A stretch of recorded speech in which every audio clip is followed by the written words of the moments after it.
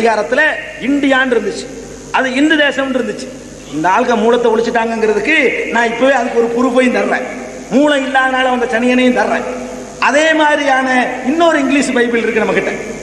இந்த English Bible சாதாரண Bible இல்லை, இது கிறிஸ்தவர்களுடைய 50 முக்கியமான பிரிவுகள், கிறிஸ்தவர்களுடைய 50 முக்கியமான பிரிவுகளை சேர்ந்த அறிஞர் பெருமக்கள் கூடி எல்லா விதமான பைபிள்களையும் அலசி அங்கே எங்கெங்கே தவறுகள் வந்திருக்கின்றன என்று பரிசீலனை செய்து திருத்தி எல்லாரும், அதுல பெந்தகோஸ்தும் அடக்கம், கத்தோலிக்க அடக்கம், புரோட்டஸ்டன்ட் அடக்கம், இன்னும் என்னென்ன மாதிரியான பிரிவுகள் அங்கே இருக்கிறதோ எல்லா விதமான 50 பிரிவுகளும் சேர்ந்து 50 பிரிவுகளும் சேர்ந்து எழுதுவாங்க.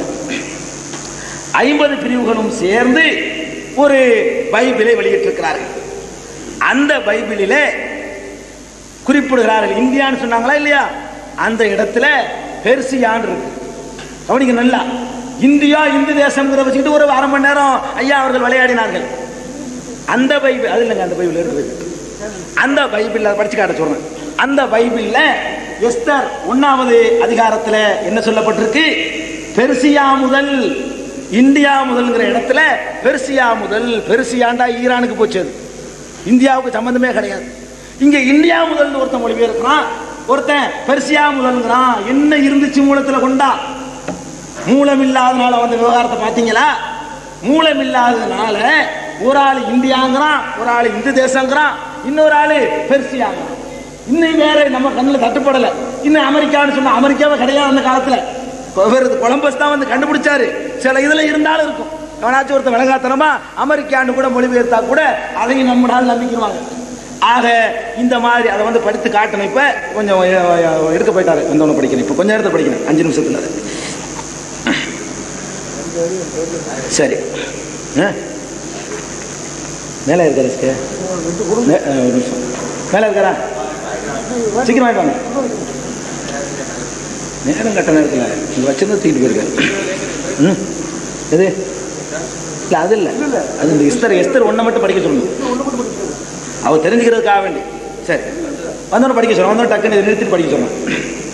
அடுத்த தேதி பாருங்க, இது இறைவேதத்தில் கைவரிசை காட்டப்பட்டு நல்லா தெரியுதுங்க. இதோடவே நம்ம விட்டுடணும். கைவரிசை காட்ட குர்ஆனை பொறுத்த வரைக்கும்ங்க நபிகள் நாயகம் ஸல்லல்லாஹு அலைஹி வஸல்லம் சொன்னாங்க, லா தக்துபு அன்னி கைரல் குர்ஆன். குர்ஆன் அவர்களுக்கு அருளப்பட அதை எழுதுறதுக்கு என்றே சிலரை நியமித்து வைத்திருந்தார்கள். காத்திபுல் வஹி, வஹியை எழுதக்கூடியவர்கள். அவங்களுக்கு ஒரு உத்தரவு போட்டிருந்தாங்க. என்ன உத்தரவு தெரியுமா? அது குறிப்பிட்டிருக்காங்க, அதில் நான் முன்னாடி போயிடுச்சு, அதில் இருக்குது, குறித்த ஆதாரத்தில் இருக்குது. லா தக்துபு அன்னி கைரல் குர்ஆன், குர்ஆனை தவிர நீங்க வேற எதையும் எழுதக்கூடாது. மற்ற ஆட்கள்லாம் எழுதிட்டு இருந்தாங்க. குர்ஆன் எழுதுவதற்கு என்று நியமிக்கப்பட்டவர்களுக்கு சொன்னார்கள், என் மூலமாக குர்ஆனை தவிர வேற எதையும் நீங்கள் எழுதக்கூடாது. அதாவது அவங்க சொந்தமா பேசுற பேச்சு கூட அதுல இடம்பெறக்கூடாதுங்கிறதுக்காக வேண்டி எவ்வளவு ஜாக்கிரதைன்னு பாருங்க. இது முஸ்லிம் என்ற ஆதாரப்பூர்வமான எங்களுடைய ஹதீஸ் நூலில் பதிவு செய்யப்பட்டிருக்கிறது. லா தக்துபு அன்னி கைரல் குர்ஆன், குர்ஆன் அல்லாததை வேறு நீங்கள் இதுல சேர்த்து எழுதக்கூடாது. அந்த நபியுடைய காலத்திலேயே பாதுகாக்கப்படுவாங்க. யார் படிக்கிறா? எஸ்தர் 1 யார் படிக்கிறா? எஸ்தர் 1 யார் படிங்களா? எஸ்தர் 1 படிங்க. மைக்கிட்ட வந்து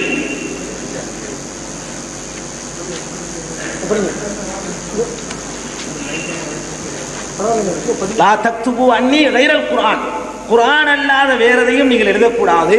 ரசூல் ஸல்லல்லாஹு அலைஹி வஸல்லம் சில விஷயங்கள் அவங்க பேசுவாங்க, அதையும் குர்ஆன் எழுதிடக்கூடாது. குர்ஆன் எழுதுறதுக்கு நியமிக்கப்பட்டவர்கள் குர்ஆனை மாத்திரம்தான் எழுத வேண்டும், வேற எதையும் எழுதக்கூடாது. இப்படி ஸ்ட்ரிக்டான ஆர்டர். சரி சரி, ஸ்ட்ரிக்டான ஆர்டர், அவ்வளவு கடுமையான ஆர்டர் போட்டாங்க. யாரு? பெருமானார் ஸல்லல்லாஹு அலைஹி வஸல்லம் அவர்கள். அதனாலதான் மேலை நாட்டவர்கள்லாம் விரமிச்சு போறான், ஆச்சரியப்பட்டு போறான். பாருங்க, மேலை நாட்டவர்கள் கிறிஸ்தவர்கள் தரக்கூடிய வாக்குமூலத்தை நான் உங்களுக்கு படிக்கிறேன். அவர்கள் இந்த குர்ஆனுக்கு ஹதீஸுக்கும் கூட வித்தியாசம் இருக்குன்னு அவங்க, குர்ஆனுக்கும் ஹதீஸுக்கும் கூட பெரிய வித்தியாசம் இருக்குது அப்படின்னு சொல்லி அவர்களே ஆச்சரியப்படக்கூடிய நிலையை பார்க்கணும். பாருங்க, தற்போது இது வந்து பெண்குவின்கிற பதிப்பகம் வெளியிட்ட இஸ்லாம்ங்கிற நூலில் ஆல்பிரட் புல்யாயும் என்பவர் பக்கம் 56 சொல்றார். இவர் ஒரு கிறிஸ்தவர். தற்போது நம்மிடம் இருக்கின்ற குர்ஆன், வால்யூம் குறைங்க, தற்போது நம்மிடம் இருக்கின்ற குர்ஆன் மேற்சொன்ன நிலை அல்லது நிலைகளில் இருந்த முகம்மது மொழிந்தவைகளின் தொகுப்பாகும். அவர் மொழிவதை கேட்டவர்கள் வெளிப்பாட்டின் அறிகுறிகளை உணர்ந்தனர் என்பது சந்தேகத்திற்கு அப்பாற்பட்ட விஷயமாகும். அப்படி இல்லாவிட்டால் அவர் சாதாரணமாக பேசிய பரம்பரை மொழிநடை என்று ஹதீஸை அவர்கள் சொல்வார்கள். கிறிஸ்தவர்களுடைய பாஷையில நம்ம ஹதீஸ்னு சொல்றோம் இல்லையா, அதுக்கு அவங்க வச்சுக்கிற பேரு பரம்பரை மொழிநடை. அதை அவங்க வச்சுக்கிறேன் படிக்கிறேன். அப்படி இல்லாவிட்டால் அவர் சாதாரணமாக பேசிய பரம்பரை மொழிநடை குர்ஆனில் உள்ள மொழிநடைகளோடு நிச்சயம் சேர்ந்திருக்கும். அப்படி சேரல, தனிச்சு தெரியுது. ஒரு அரபு மொழியை தெரிஞ்சாலே ஹதீஸை படிச்சு பார்த்துட்டு குர்ஆனையும் படிச்சா ரெண்டுக்கும் மலைக்கும் மடுவுக்குள்ள வித்தியாசம் இருக்குது. நடையில அவ்வளவு உயர்தரமான இலக்கிய தரத்தில் இருக்கும் குர்ஆன். இவர் எழுத படிக்க தெரியாதவர். ரசூல் ஸல்லல்லாஹு அலைஹி வஸல்லம் ஹதீஸை எடுத்து பார்த்தீங்கன்னு சொன்னா அவங்களுடைய ஸ்டேஜுக்கு தகுந்த மாதிரி அவங்களுக்கு எந்த அளவுக்கு மொழி அறிவு இருக்குமோ அதுக்கு ஏற்றவாறு இருக்கும். இது அரபு மொழியை தெரிஞ்சவங்க, அந்த மூல மொழியை தெரிஞ்சவங்களால இந்த வித்தியாசத்தை உணர முடியும். எனக்கு குர்ஆனை 30 பாகங்களையும் 114 சூறாக்களையும் நான் மனப்பாடம் செய்தவன் இல்லை. ஆனாலும் நான் கண்ணை மூடிக்கொண்டு இருக்கிறேன். யாராவது இடத்துல வந்து அரபியில ஒரு விஷயத்தை சொல்லட்டும் குர்ஆன் சொல்லி, குர்ஆனா இல்லையான்னு என்னால் சொல்ல முடியும். எனக்கு மாத்திரமில்லை, இந்த மொழியிலே கொஞ்சம் பரிச்சயம் உள்ள எல்லோருக்கும் சொல்ல முடியும். அந்த நடையே தனியா தெரியும், வாசிச்சுட்டு இப்படித்தான் அல்லாஹ் சொல்றானா இது குர்ஆன் நடை இல்லைன்னு சொல்ல முடியும். அந்த நடையே அதுக்கு ஒரு தனி ஸ்டைல். அந்த ஸ்டைலுக்கு இந்த ஸ்டைலுக்கு இருக்கிற அந்த வித்தியாசத்தை பார்த்துட்டு தான் மேலை நாட்டவர்கள் குர்ஆன் ஆராய்ச்சி செய்து இஸ்லாத்தின் பால் கூட்டம் கூட்டமாக வந்தாங்க. அவனுக்கு குல்யாயுவுக்கு தெரியுது, ஆல்பர்ட்டுக்கு தெரியுது. அப்படிப்பட்ட முறையில் பாதுகாக்கப்பட்டுச்சு திருமறை குர்ஆன். இது நாம தர சான்று இல்லை. அதே மாதிரி நாகர்கோவில்ல இறையியல் குழு என்ற ஒரு குழு வெளியிட்ட இஸ்லாமிய நம்பிக்கைகள் எனும் நூலில், இறையியல் குழு கிறிஸ்தவர்கள் சம்பந்தப்பட்டது, பக்கம் 56 57 சொல்றாங்க, இஸ்லாமின் முடிவான அற்புதம் குர்ஆன் ஆகும். எங்களுக்கு இருக்கிற அற்புதம் இது ஒண்ணுதான். 14 நூற்றாண்டா மாற்றப்படாம என்னென்னமோ எதிர்ப்புகளுக்கு மத்தியிலையும் கூட எங்களுக்குள்ள இவ்வளவு சண்டை வந்தும் கூட அதை எப்படியாவது ஒழிச்சிடுறதுக்காக வேண்டி பெரிய பெரிய சதி திட்டங்கள் தீட்டப்பட்டும் கூட அதுல ஒரு வார்த்தை கூட ஒருத்தனுக்கு மாற்ற முடியல என்று சொன்னா எங்களுக்கு அற்புதம் இல்லையா? இது பாதுகாக்கப்பட்டு இருக்கிறதே இது வேதங்களுக்கு சான்றுங்க, கை வைக்க முடியாது. அவங்க ஒத்துக்கிறாங்க, நாம சொல்லல. இதை இஸ்லாமின் முடிவான அற்புதம் குர்ஆன் ஆகும். முகமதின் பணி இறைவனால் ஏற்பட்டது என்பதற்கான இறுதி அத்தாட்சி இது. முகமதுடைய பணி இறைவனால் ஏற்பட்டது என்பதற்கான இறுதி அத்தாட்சி இது. அதை பெற்றவர், நல்ல கவனிங்க, அதை பெற்றவர் கற்றறியாதவராய் இருந்தும் அதன் அரேபிய மொழி நடை சிறந்து விளங்குவது அது கடவுளிடமிருந்து வந்தது என்பதை காட்டக்கூடும்.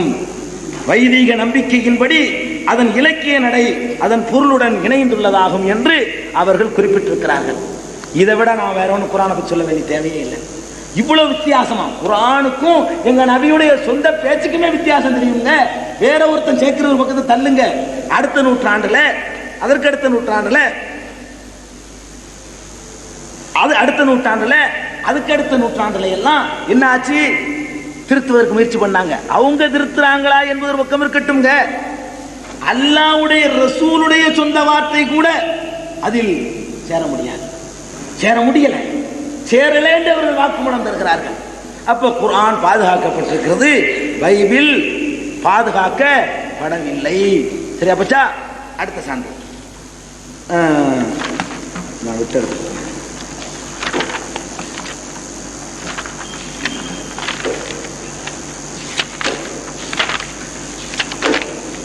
ஒரு புஸ்தகத்தை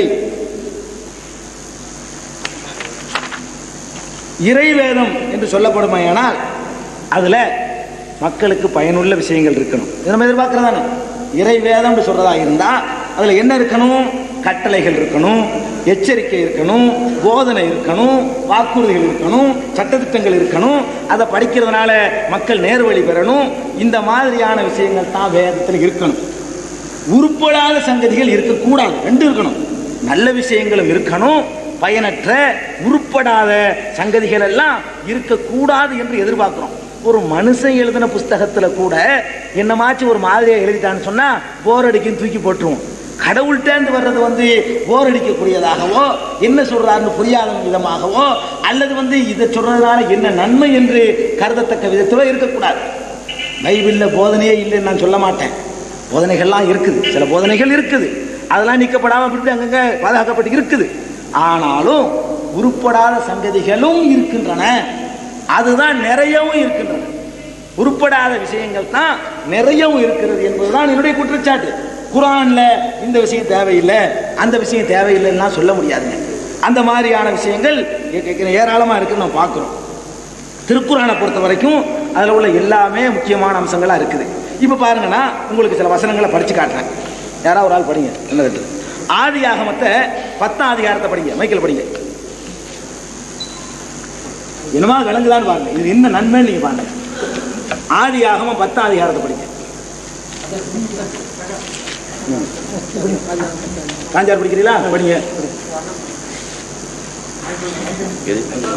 ஆதியாகமம் 10 படிங்க. இதுக்குள்ள படிச்சுட்டோங்க. நோவாவின் குமாரராகிய சேம், காம், யாப்பேத் என்பவர்களின் வம்ச வரலாறு. ஜலப்பிரளயத்துக்கு பின்பு அவர்களுக்கு குமாரர் பிறந்தார்கள். யாப்பேத்தின் குமாரர் கோமர், மாகோரு, மாதாய், யாவான், தூபால், மேசேக்கு, தீராஸ் என்பவர்கள். கோமரின் குமாரர் அஸ்கினாஸ், ரீபாத்து, தொகர்மா என்பவர்கள். யாவானின் குமாரர் எலீசா, தர்ஷீத், கித்தீம், தொதானீம் என்பவர்கள். இவர்களால் ஜாதிகளுடைய தீவுகள் அவரவர் பாஷையின் படியேயும் அவரவர்கள் கோத்திரத்தின் படியேயும் ஜாதியின் படியேயும் வேறு வேறு தேசங்களாக பகுக்கப்பட்டன. காமுடைய குமாரர் கூஷ், மிஸ்ராயிம், ஊத், கானான் என்பவர்கள். கூஷுடைய குமாரர் சேபா, ஆவிலா, சப்தா, ராமா, சப்திகா என்பவர்கள். ராமாவின் குமாரர் சேபா, திதான் என்பவர்கள். கூஷ் நிம்ரோதை பெற்றான். இவன் பூமியிலே பராக்கிரமசாலியானான். இவன் கர்த்தருக்கு முன்பாக பலத்த வேட்டைக்காரனாயிருந்தான். ஆகையால் கர்த்தருக்கு முன்பாக பலத்த வேட்டைக்காரனான நிம்ரோதை போல என்னும் வழக்கச்சொல் உண்டாயிற்று. சிதையார் தேசத்தில் உள்ள பாபேல், ஏரேக், அக்காத், கல்னே என்னும் இடங்கள் அவன் ஆண்ட ராஜ்யத்திற்கு ஆதிஸ்தானங்கள். அந்த தேசத்திலிருந்து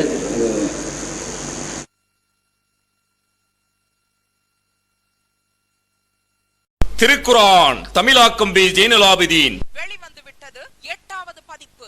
அனைவருக்கும் புரியும் எளிய நடை, தேவைப்படும் வசனங்களுக்கு தெளிவான விளக்கங்கள், கலை சொற்களின் விளக்கங்கள், திருக்குர்ஆன் எவ்வாறு அருளப்பட்டது, எவ்வாறு தொகுக்கப்பட்டது என்பது குறித்து முழுமையான விளக்கம். நபிகள் நாயகம் ஸல்லல்லாஹு அலைஹி வஸல்லம் காலம் முதல் இன்று வரை குர்ஆன் பாதுகாக்கப்பட்ட வரலாறு, திருக்குர்ஆன் இறைவனின் வார்த்தைகள் என்பதற்கான அடுக்கடுக்கான ஆதாரங்கள், முந்தைய பதிப்புகளை விட மெருகூட்டப்பட்ட செய்திகள், கூடுதலான பக்கங்கள், அழகிய வடிவமைப்பு, உயர்தரமான பைண்டிங். விலை ரூபாய் 300 மட்டுமே. வெளியீடு மூன் பப்ளிகேஷன், நம்பர் 83/3, முதல் மாடி, மூர்தரு, மண்ணடி, சென்னை 1. போன் 65690810. இது என்ன, இது வேதமா? இது படிக்கும் போதே ஒரு வேதம், எப்படி இதை வேதம் ஒரு மனித ஏத்துக்கிறான் நமக்கு நம்ப முடியல. ஆச்சரியமா இருக்கு. மாதிரிக்கு தான் சில அதிகாரம். இது இன்னும் சொன்ன போனா யாத்திராகமத்தில் 25, 26, 27, 28 அதிகாரம் முழுசும் படிச்சு பார்த்துக்கிறங்க. அதை யாத்திராகமத்தில் 35 படிச்சு பாருங்க. லேவியர் ஆகமத்தில் 1-2 அதிகாரம், லேவியர் பிந்துருக்கா வருதுனால அதை அங்கே விட்டுட்டேன். லேவியர் ஆகமத்தில் 1-2 அதிகாரத்தை படிச்சு பாருங்க. சாம்பிளுக்காக நீங்க முழு பைபிளையும் படிங்க. சிபாரிசு பண்ற எல்லாருக்கும் படிச்சு பாருங்க.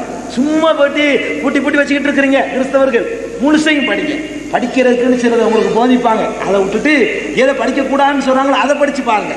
இது வேதம் இல்லைன்னு முடிவுக்கு வருவீங்க. கிறிஸ்தவர்கள் கண்டிப்பாக அந்த முடிவுக்கு வந்தாகணும்.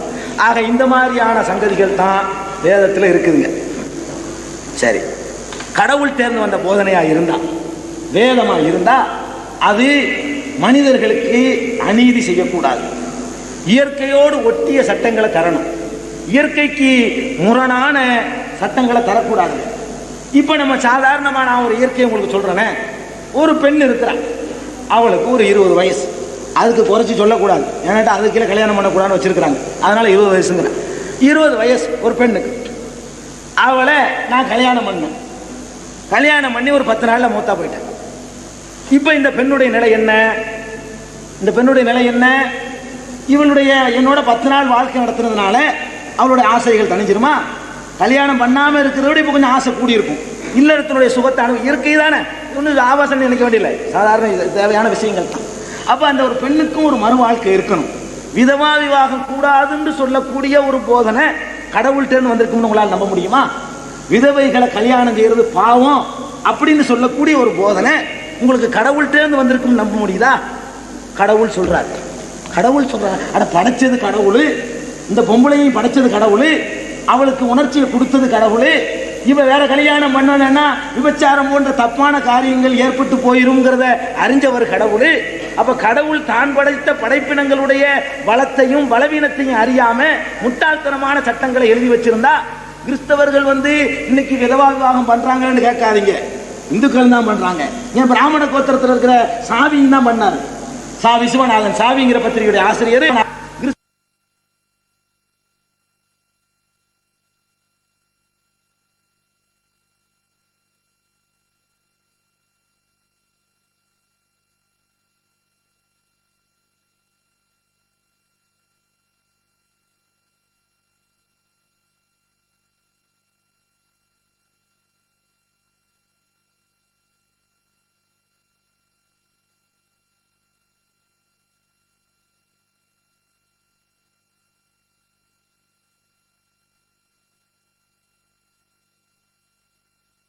குடும்ப மகளுக்கு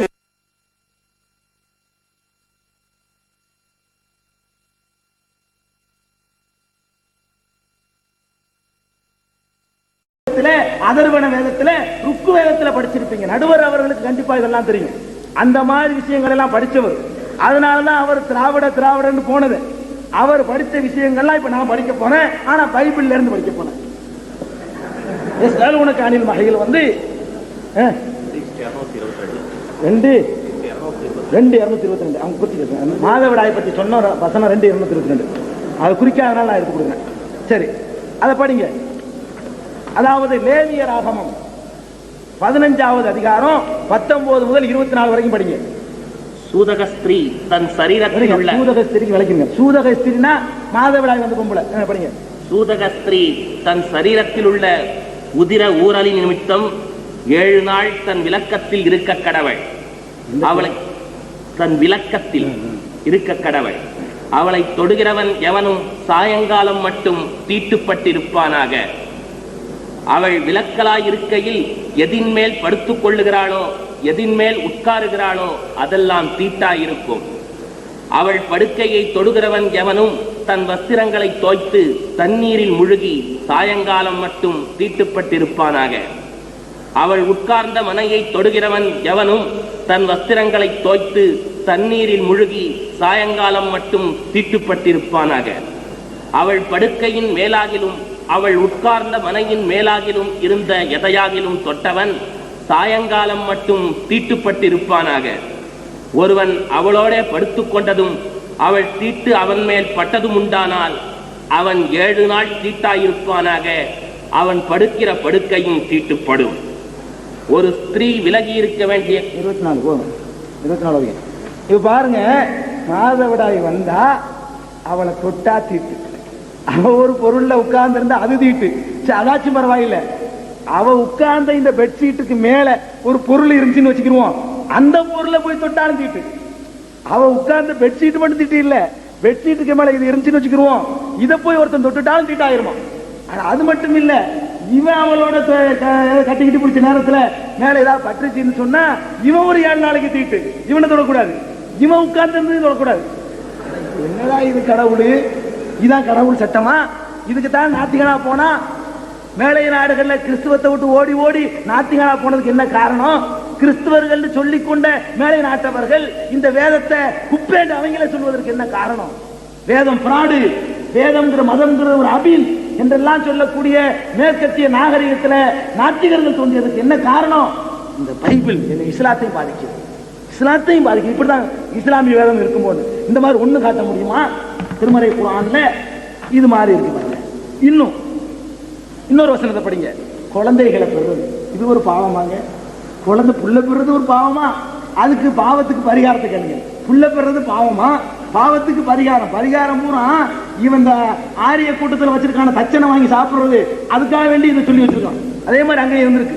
படிங்க. அது லேவியர் ஆகமத்தில் 12ல் 1:7 1-7 வரைக்கும் 1-7 வரைக்கும். பின்னும் கர்த்தர் மோசேயை நோக்கி, நீ இஸ்ரவேல் புத்திரரோடே சொல்ல வேண்டியது என்னவென்றால், ஒரு ஸ்திரீ கர்ப்பவதியாகி ஆண் பிள்ளையை பெற்றால் அவள் சூதகஸ்திரி விளக்கமாயிருக்கும் நாட்களுக்கு சரியாக 7 நாள் தீட்டாயிருப்பாள். 8ஆம் நாளிலே அந்த பிள்ளையினுடைய நுனித்தோலின் மாம்சம் விருத்த சேதனம் பண்ணப்பட கடவது.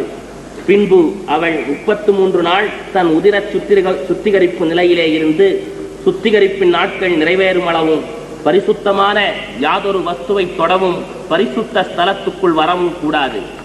பெண் பிள்ளையை பெற்றாளாகி அவள் 2 வாரம் சூதகஸ்திரியைப் போல தீட்டாயிருந்து பின்பு 66 நாள் உதிர சுத்திகரிப்பு நிலையிலே இருக்க கடவள். அவள் ஆண் பிள்ளையாவது பெண் பிள்ளையாவது பெற்றதற்காக அவளுடைய சுத்திகரிப்பின் நாட்கள் நிறைவேறின பின்பு அவள் ஒரு வயதான ஆட்டுக்குட்டியை சர்வாங்க தகன பலியாகவும் ஒரு புறாக்குஞ்சையாவது காட்டுப்புறாவையாவது பாவ நிவாரண பலியாகவும் ஆசரிப்பு கூடார வாசலில் ஆசாரியனிடத்திற்கு கொண்டு வர கடவள். அதை அவன் கர்த்தருடைய சந்நிதியில் பலியிட்டு அவளுக்காக பாவ நிவர்த்தி செய்வானாக. அப்பொழுது அவள் தன் உதிர ஊரலின் தீட்டு நீங்கி சுத்தமாவாள். இது ஆண் பிள்ளையாவது பெண் பிள்ளையாவது பெற்றவளை குறித்த பிரமாணம். உள்ள பத்துட்டா பாவ நிவாரண பலிக்காக வேண்டி ஐயருக்கு என்ன கொண்டு வரணும்? பாவ நிவாரண பலிக்காக வேண்டி ஒரு புறா குஞ்சையும் ஒரு காட்டுப்புறாவை யாச்சும் பிடிச்சிக்கிட்டு வந்து பாவ நிவாரண பலிக்கு என்ன செய்யணும்? ஐயர்கிட்ட கொண்டு ஆசாரி என்ன ஐயன் ஆசாரி இடத்துல கொண்டு வரணும். அவர் தான் திம்பாரா, வேற யாரும் திங்கக்கூடாது பிந்தி வருது. அந்த பொருள்களை ஐயர் தான் ஐயர்னு சொல்லிட்டு வருது. எல்லாம் ஒண்ணுதான். இந்த ஆசாரியார் தான் திங்கணுமா, வேற யாரும் திங்க கூடாதுன்னு வேற பின்னாடி வருது. படிக்க போறேன். இது மனுஸ்மிருதி இல்ல, பைபிள் தான் படிக்கிறேன். எல்லாம் அங்கிருந்து இறக்குமதிங்க. கைபர் கணவாயிலிருந்து வந்ததுதான் ஆரியம். நல்லா தெரிஞ்சுக்கிறீங்க. அதுக்கெல்லாம் மூலக்கரு இந்த வேதம். இந்த வேதம் நம்பினா என்ன ஆகுறது? தீண்டாமைக்கு காரணமும் இந்த பைபிள் தான். அதெல்லாம் சொல்றேன், வரிசையா நான் சொல்றேன். அடுத்தது படிங்க. லேவியராகமம் 16, 32, 33 படிங்க.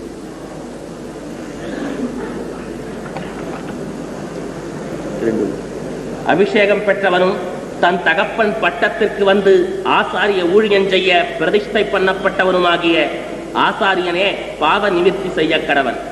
அவன் பரிசுத்த வஸ்திரங்களாகிய சணல் நூல் வஸ்திரங்களை உடுத்திக் கொண்டு பரிசுத்த ஸ்தலத்துக்கும் ஆசரிப்பு கூடாரத்துக்கும் பலிபீடத்துக்கும் பிராயச்சித்தம் செய்து ஆசாரியருக்காகவும் சபையின் சகல ஜனங்களுக்காகவும் பாவ நிவர்த்தி செய்ய கடவன்.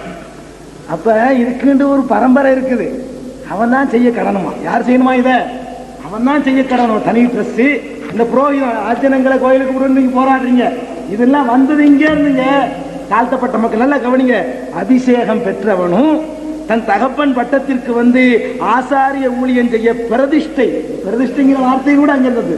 பிரதிஷ்டை பண்ணப்பட்டவனுமாகிய ஆசாரியானே பிராயச்சித்தம் செய்ய வேண்டும். அவனே ஏகாரம் போட்டிருக்கு. அவனும் செய்யலாம் இல்ல, அவனே செய்ய வேண்டும். அவன் பரிசுத்த வஸ்திரங்களாகிய சணல் நூல் உடைகளை உடுத்துக்கொண்டு பரிசுத்த ஸ்தலத்துக்காக பிராயச்சித்தம் செய்ய வேண்டும். கடவுள் இப்படி ஒரு ஜாதிக்கு உரிய கடவுளா? ஒரு ஜாதிக்கார மதத்தை சொல்லி ஏமாத்தி சாப்பிடுறதுக்குள்ள சட்டங்களை தரக்கூடிய கடவுளா? நிச்சயமாக இது கடவுள் சொன்னதல்ல, சொல்லி இருக்க முடியாது. கடவுள் இப்படி சொல்ல மாட்டார். ஏன்? எங்களுக்கும் கடவுள் சொல்றார் ஒரு இடத்துல, யா அய்யுஹன்னாஸ், மனிதர்களே, இன்னா ஹலக்னாக்கும் மின் ஸக்கரின் வ உன்ஸா, உங்களை நாம் ஒரு ஆண் ஒரு பெண்ணில் இருந்து படைத்தோம். எங்களுக்கும் குர்ஆன் வேத கருத்தனா இப்படிதான் சொல்லுவார். அங்க காப்பிடிக்கப்பட்டமா? எது காப்பிடிக்கப்பட்டது? இந்த புரோகிதம் இருக்குதா? காப்பிடிக்கப்பட்டதுன்னா ஐயா அவர்கள் எது காப்பிடிக்கப்பட்டது? தீட்டு காப்பிடிக்கப்பட்டுச்சுங்கிறீங்களா? இந்த புரோகிதம் காப்பி அடிக்கப்பட்டுச்சுங்கிறீங்களா? கொஞ்சம் நீக்கி சேர்த்து விளையாண்டு இருக்கிறவன் அது காப்பி அடிக்கப்பட்டுச்சுங்கிறீங்களா? ஒரு ஜாதிக்காரன் தான் கோயிலுக்குள்ள படைக்கிறதுக்கு உரியவன், மற்றவன்லாம் கையை கட்டிக்கிட்டு பின்னாடி நிக்கிறவன் சொல்றீங்களே, அது காப்பி அடிக்கப்பட்டுச்சா? அல்ல இன்னும் வரப்போகுது பட்டியல், இதெல்லாம் காப்பி அடிக்கப்பட்டுச்சான்னு சொல்லுங்க. சும்மா காப்பி அடிக்கப்பட்டுச்சுன்னா இன்னும் குப்பை வண்டியா வச்சிருக்கிறேன், எல்லா குப்பையும் விடுறேன் பாருங்க, இதெல்லாம் காப்பீடிக்கப்பட்டுச்சான்னு முடிவுக்கு வாங்க.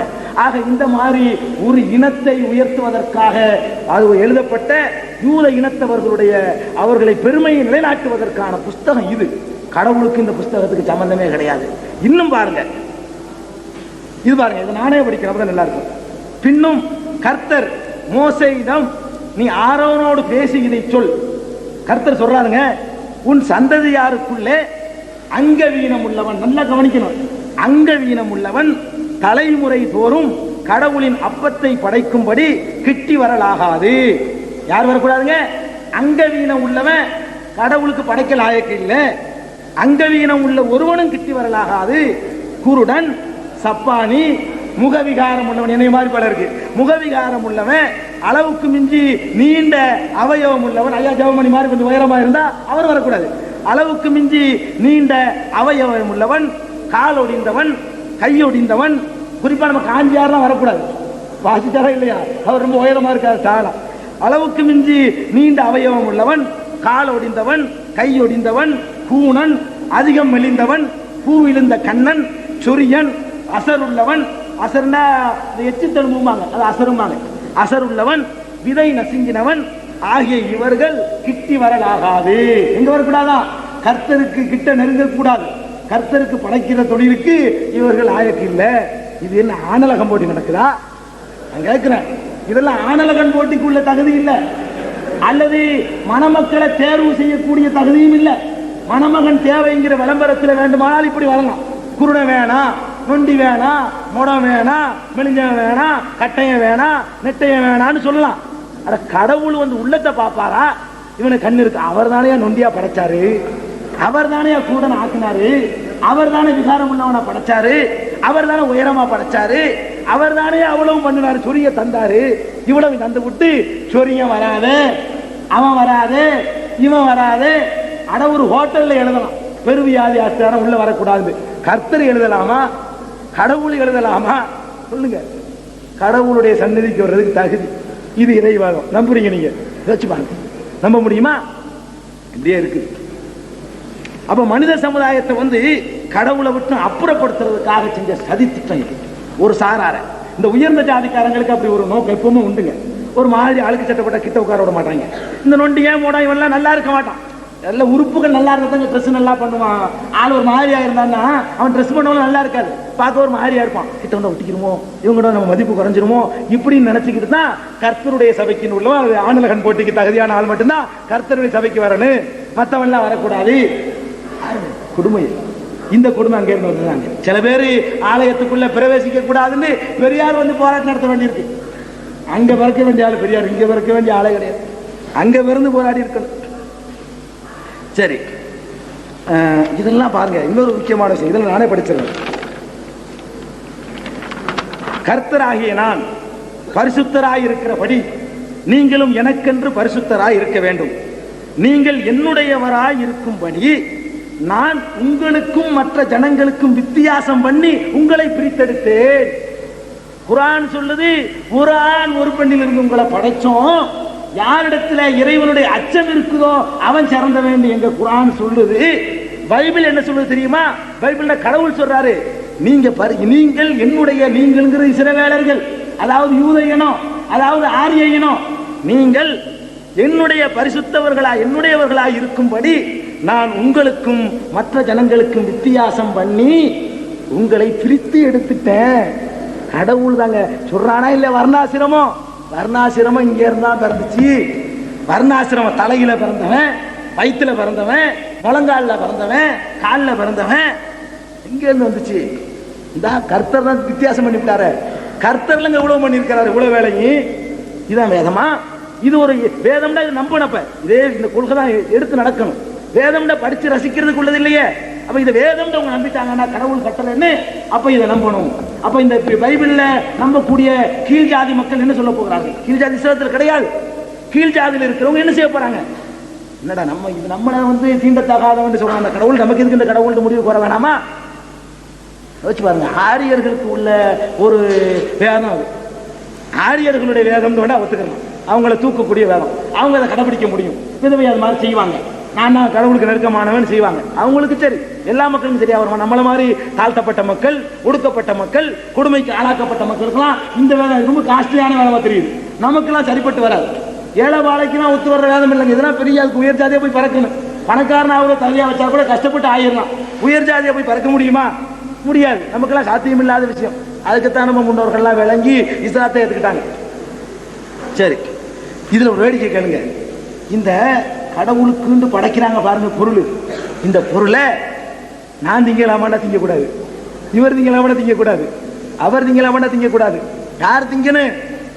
அதான் லேவியர், லெவ சொன்ன அவர் தான் திங்கணும். லெவ அதான் ஆரியர், ஐயரு, அவர் தான் திங்கணும். இங்க பாருங்க, அந்நியன் ஒருவனும் பரிசுத்தமானவைகளில் புசிக்கலாகாது. ஆசாரியன் வீட்டில் தங்கி இருக்கிறவனும் கூலி வேலை செய்கிறவனும் பரிசுத்தமானதில் புசிக்கலாகாது. ஆசாரியன்னா மதகுரு. மதகுரு வீட்டுல தங்கி இருக்கிறவனும் அவங்கிட்ட கூலி வேலை செய்கிறவனும் கூட பரிசுத்தமானதை புசிக்க கூடாது. நல்லது திங்கிறது கொண்டு வரலாது. நாங்க மிச்சமா போனா கூட அதுல கொஞ்சம் மூத்திரத்தை, மாட்டு மூத்திரத்தை ஊற்றி அவனுக்கு கொடுக்கணும், அசுத்தமாக்கி. பரிசுத்தமானதை திங்க கூடாதுங்க. பரிசுத்தமானதை திங்கிறதுக்கு ஒரு ஜாதி, கூலிக்காரனுக்கு வேற மாதிரியான உணவு. கொத்தடிமை பாத்தீங்களா? கொத்தடிமைக்கு எதிராக போராட்டம் நடத்துறீங்க, இதுக்கு எதிராக நடத்தணும். இது வேதம். யோசிச்சு பாருங்க, எவ்வளவு கொடுமையான சட்டத்திட்டங்கள் பாருங்க. அந்நியன் ஒருவனும் பரிசுத்தமானவைகளில் புசிக்கலாகாது. ஆசாரியன் வீட்டில் தங்கி இருக்கிறவனும் கூலி வேலை செய்கிறவனும் பரிசுத்தமானதில் புசிக்கலாகாது. ஆசாரியனுடைய குமாரத்தி, இது லேவியராகமம் 22:10 அடுத்து படிக்கிறது. ஆசாரியனுடைய குமாரத்தி அந்நியனுக்கு வாழ்க்கைப்பட்டால் அவள் பரிசுத்தமானவைகளின் படைப்பிலே புசிக்கலாகாது. அவ ஆசாரிய குடும்பத்தில் பிறந்தவ வேற ஜாதிக்காரனை போய் லவ் மேரேஜ் பண்ணிட்டான்னு சொன்னா அவளும் புசிக்க கூடாது. அதெல்லாம் பாருங்க எப்படி அதே மாதிரியான கலாச்சாரம். அப்படியே இந்த மனுசுமிருதிங்க, மனுசுமிருதிக்கு ஒரிஜினல் தான். இங்க இருந்து காப்பி சமஸ்கிருதத்தில் எடுத்தாச்சு, ஜெராக்ஸ் காப்பி. ஒருவன் அறியாமல் பரிசுத்தமானதில் புசித்தது உண்டானால் அவன் அதிலே 1/5 அதிகமாய் கூட்டி பரிசுத்தமானவைகளோடு கூட ஆசாரியனுக்கு கொடுக்க கடவன். ஒருத்தன் இந்த கீழ் ஜாதியில உள்ள ஒருத்தன் வந்து அந்த பரிசுத்தமானதை எடுத்து தின்னுட்டான்னு சொன்னா இந்த ஆசாரியார் என்ன பண்ணணும்? 1/5 பங்கு பெனால்டி போட்டு கொண்டாந்து குடுறான்னு வாங்கணும். அதை வந்து இஸ்ரவேல் ராஜாக்கள் ஆட்சி பண்ணக்கூடிய நாட்டில் அந்த ஆட்சி செய்து கொடுக்கும். கர்த்தருடைய கட்டளையில என்ன இது சட்டம்? என்ன சட்டமா?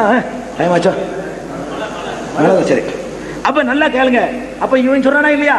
காதல ஈயத்தை காய்ச்சி ஊத்து, நான் செஞ்சா ஒரு தண்டனை, நீ செஞ்சா ஒரு தண்டனை. என்ன இது? உன்கிட்ட உள்ள சுத்தமான தின்னுட்டான்னு சொன்னா வேணும்னா அதையே திருப்பி கேளு, ஏண்டா திண்டு. இவன் திண்டுட்டான்னு சொன்னா கீழே உள்ள மக்கள் 5 மடங்கு சேர்த்து கொண்டாந்து கொடுக்கணுமா இவனுக்கு? ஆசாரிய விட்ட மட்டும் திங்க கூடாதான். புரோகிதத்தை எல்லாம் தகர்த்து தரைமட்டமாக்குன்னு நான் சொன்ன நேரத்து அது ஐயா அவர்கள் ஒத்துக்கிட்டாங்க. புரோகிதம் கூடாதுன்னு. புரோகிதம் கூடுன்னு பைபிள் சொல்லுது. புரோகிதம் கூடாது என்பது அவர்களுடைய கொள்கையாக இருந்தால் இந்த பைபிளை இனிமே அவங்க வேதம் சொல்ல முடியாது. இல்லைன்னா புரோகிதத்தை ஆதரிக்கிறார்கள் அர்த்தம். புரோகிதத்துக்கு பச்சையா வக்காலத்து வாங்கக்கூடிய ஒரு புஸ்தகத்தை எப்படி ஒரு வேதம் அவங்க நம்ப முடியும்? மனசாட்சிப்படி புரோகிதத்தை நானும் எதிர்க்கிறேன் ஐயா சொன்னார்கள். எனக்கு நான் ரொம்ப சந்தோஷப்பட்டேன். அப்படியானால் அவர்கள் புரோகிதத்தை எதிர்ப்பது உண்மையாக இருந்தால் புரோகிதத்தை வக்காலத்து வாங்கக்கூடிய இந்த புஸ்தகத்தை வேதம் சொல்லக்கூடாது. இன்னும் கேளுங்க, தொடர் நிறைய இருக்கு. அடுத்த விரையை நான் வேகமாக முடிச்சிருக்கேன், பாதி கூட முடியல.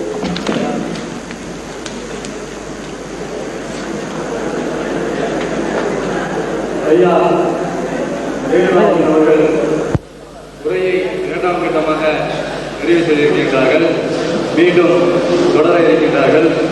காலையில் அவர்கள் வைத்த வாதத்திற்கு இன்னும் ஐயா ஜெகமணி அவர்கள் மறுப்பு வாதத்தை தெரிவிக்கவில்லை. அதாவது ஒரு வாதத்தை எடுத்து வைத்தால் அதில் எந்தவித மறுப்பும் சொல்லவில்லை என்றால் அது ஏற்புடையதாகி விடுகிறது. ஆகையாலே அந்த வாதத்திற்கு ஒரு மறுப்புரையை தந்துவிட்டு உங்களுடைய தனிப்பட்ட கருத்துக்களை நீங்கள் வைக்க வேண்டும். ஆகையாலே அந்த வகையில் நீங்கள் மீண்டும் வாதத்தை தொடர வேண்டும் என்று இந்த சமயத்திலே நான் கேட்டுக்கொள்கிறேன்.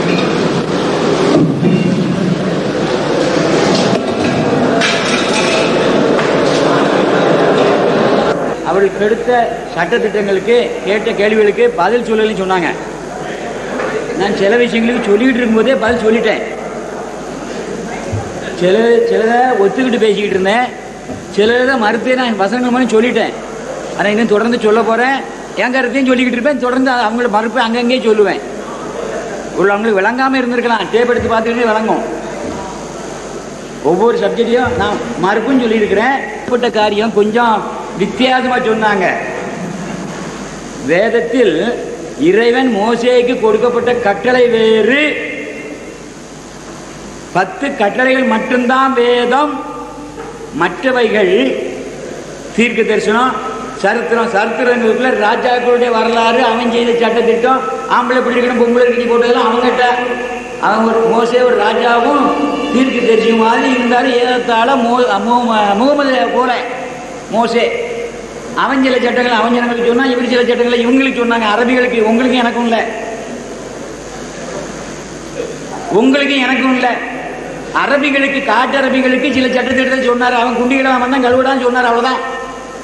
அது ஒரு காரியம் வேற. மோசே அவன் ஜனங்கள் சில தப்பை செஞ்சா அதை செய்யாதுன்னு சொன்னான். இந்த சட்டத்திட்டங்கள் முந்தி வந்தது. இப்ப நான் மறுப்பு சொல்லல, ஆதரிக்க போறேன் தம்பிய. அவன் சேம் சந்ததி இல்ல, ஆரியன் கைபர் கணவாய் வழியா வந்தது காம் சந்ததி. அவனுடைய மகன் பேரு கேனான், அவன் கலப்புரன் சந்ததி. கலப்புரன் கீழக்கா அப்படி சைனா வழியா போய் இந்தோனேஷியா வழியா வந்து தமிழ்நாட்டுக்குள்ள நுழைஞ்சான். அவன் பேரு கலப்புரன். களக்குடி அப்படின்னு சொல்லி ஒரு நாடு எங்க ஊர்ல இருக்கு. களக்குடி இங்க கூட இருப்பாங்கன்னு நினைக்கிறேன். திருநெல்வேலியில இருந்து நாகர்கோவிலுக்கு போற வழியில களக்குடி ஒரு ஊர் இருக்கு. சரித்திர சான்று. நான் திரும்பி சொல்றேன், திருநெல்வேலிக்காரன், இந்த நாட்டுக்கு சொந்தக்காரன். களக்குடிங்க எங்களுடைய அடிமைகள் கொஞ்சம் பேர் இருந்தாங்க, இன்றைக்கு இருக்கிறாங்க. இப்பவும் எங்க இனத்துக்குள்ள அடிமைகளா இருக்கிறாங்க களக்குடிக்காரன். ஒருவேளை நீங்க ஒருவேளை அந்த அடிமைத்தனத்துக்குள்ள இல்லாம இருக்கலாம். அந்த கலப்புரர் களக்குடியில் வாழ்ந்த அந்த ஜனங்கள் இன்றைக்கு என் ஊர்ல அடிமைகளா இருக்கிறாங்க. என் தம்பி வீட்லயும் அடிமைகளா இருக்கிறான். அவர் வீட்டில் இல்லாட்டாலும் என்ன சேர்ந்த என் சொந்தக்காரங்க வீட்டில் அந்த ஜாதி இருக்கு, கலப்புரர் இருக்கிறாங்க. நாங்கள் சத்திரிய குலத்துக்காரன், எங்கள்கிட்ட அடிமைகள் இருக்கிறாங்க. இன்னைக்கு இருக்கேன், துண்டை போட்டு தோளில் போட மாட்டான். நான் இருக்கிறேன். நான் என் வீட்டில் என் கட்டில் உட்கார வச்சு சாப்பாடு போடுவேன் அந்த ஜாதிக்காரனுக்கு. இதை நான் அதோட விட்டுறேன். பாப்பானுக்கு முந்தி பிறந்தவங்க பாறேன், புரிஞ்சுக்கிட்டீங்களா? அதுதான் அது அந்த களக்குடிக்காரன். நலக்குடியில் இருக்கிறவன் அவன் தான், களக்குடியில் இருக்கிறவனும் அவன் தான். திருநெல்வேலியிலேருந்து நாகர்கோவிலுக்கு போகிற வழியில் போனீங்கன்னா பாருங்க, களக்குடின்னு ஊர் இருக்கு. முடிஞ்சு போச்சு சரித்திரம், அவங்க சொன்ன காரியம்.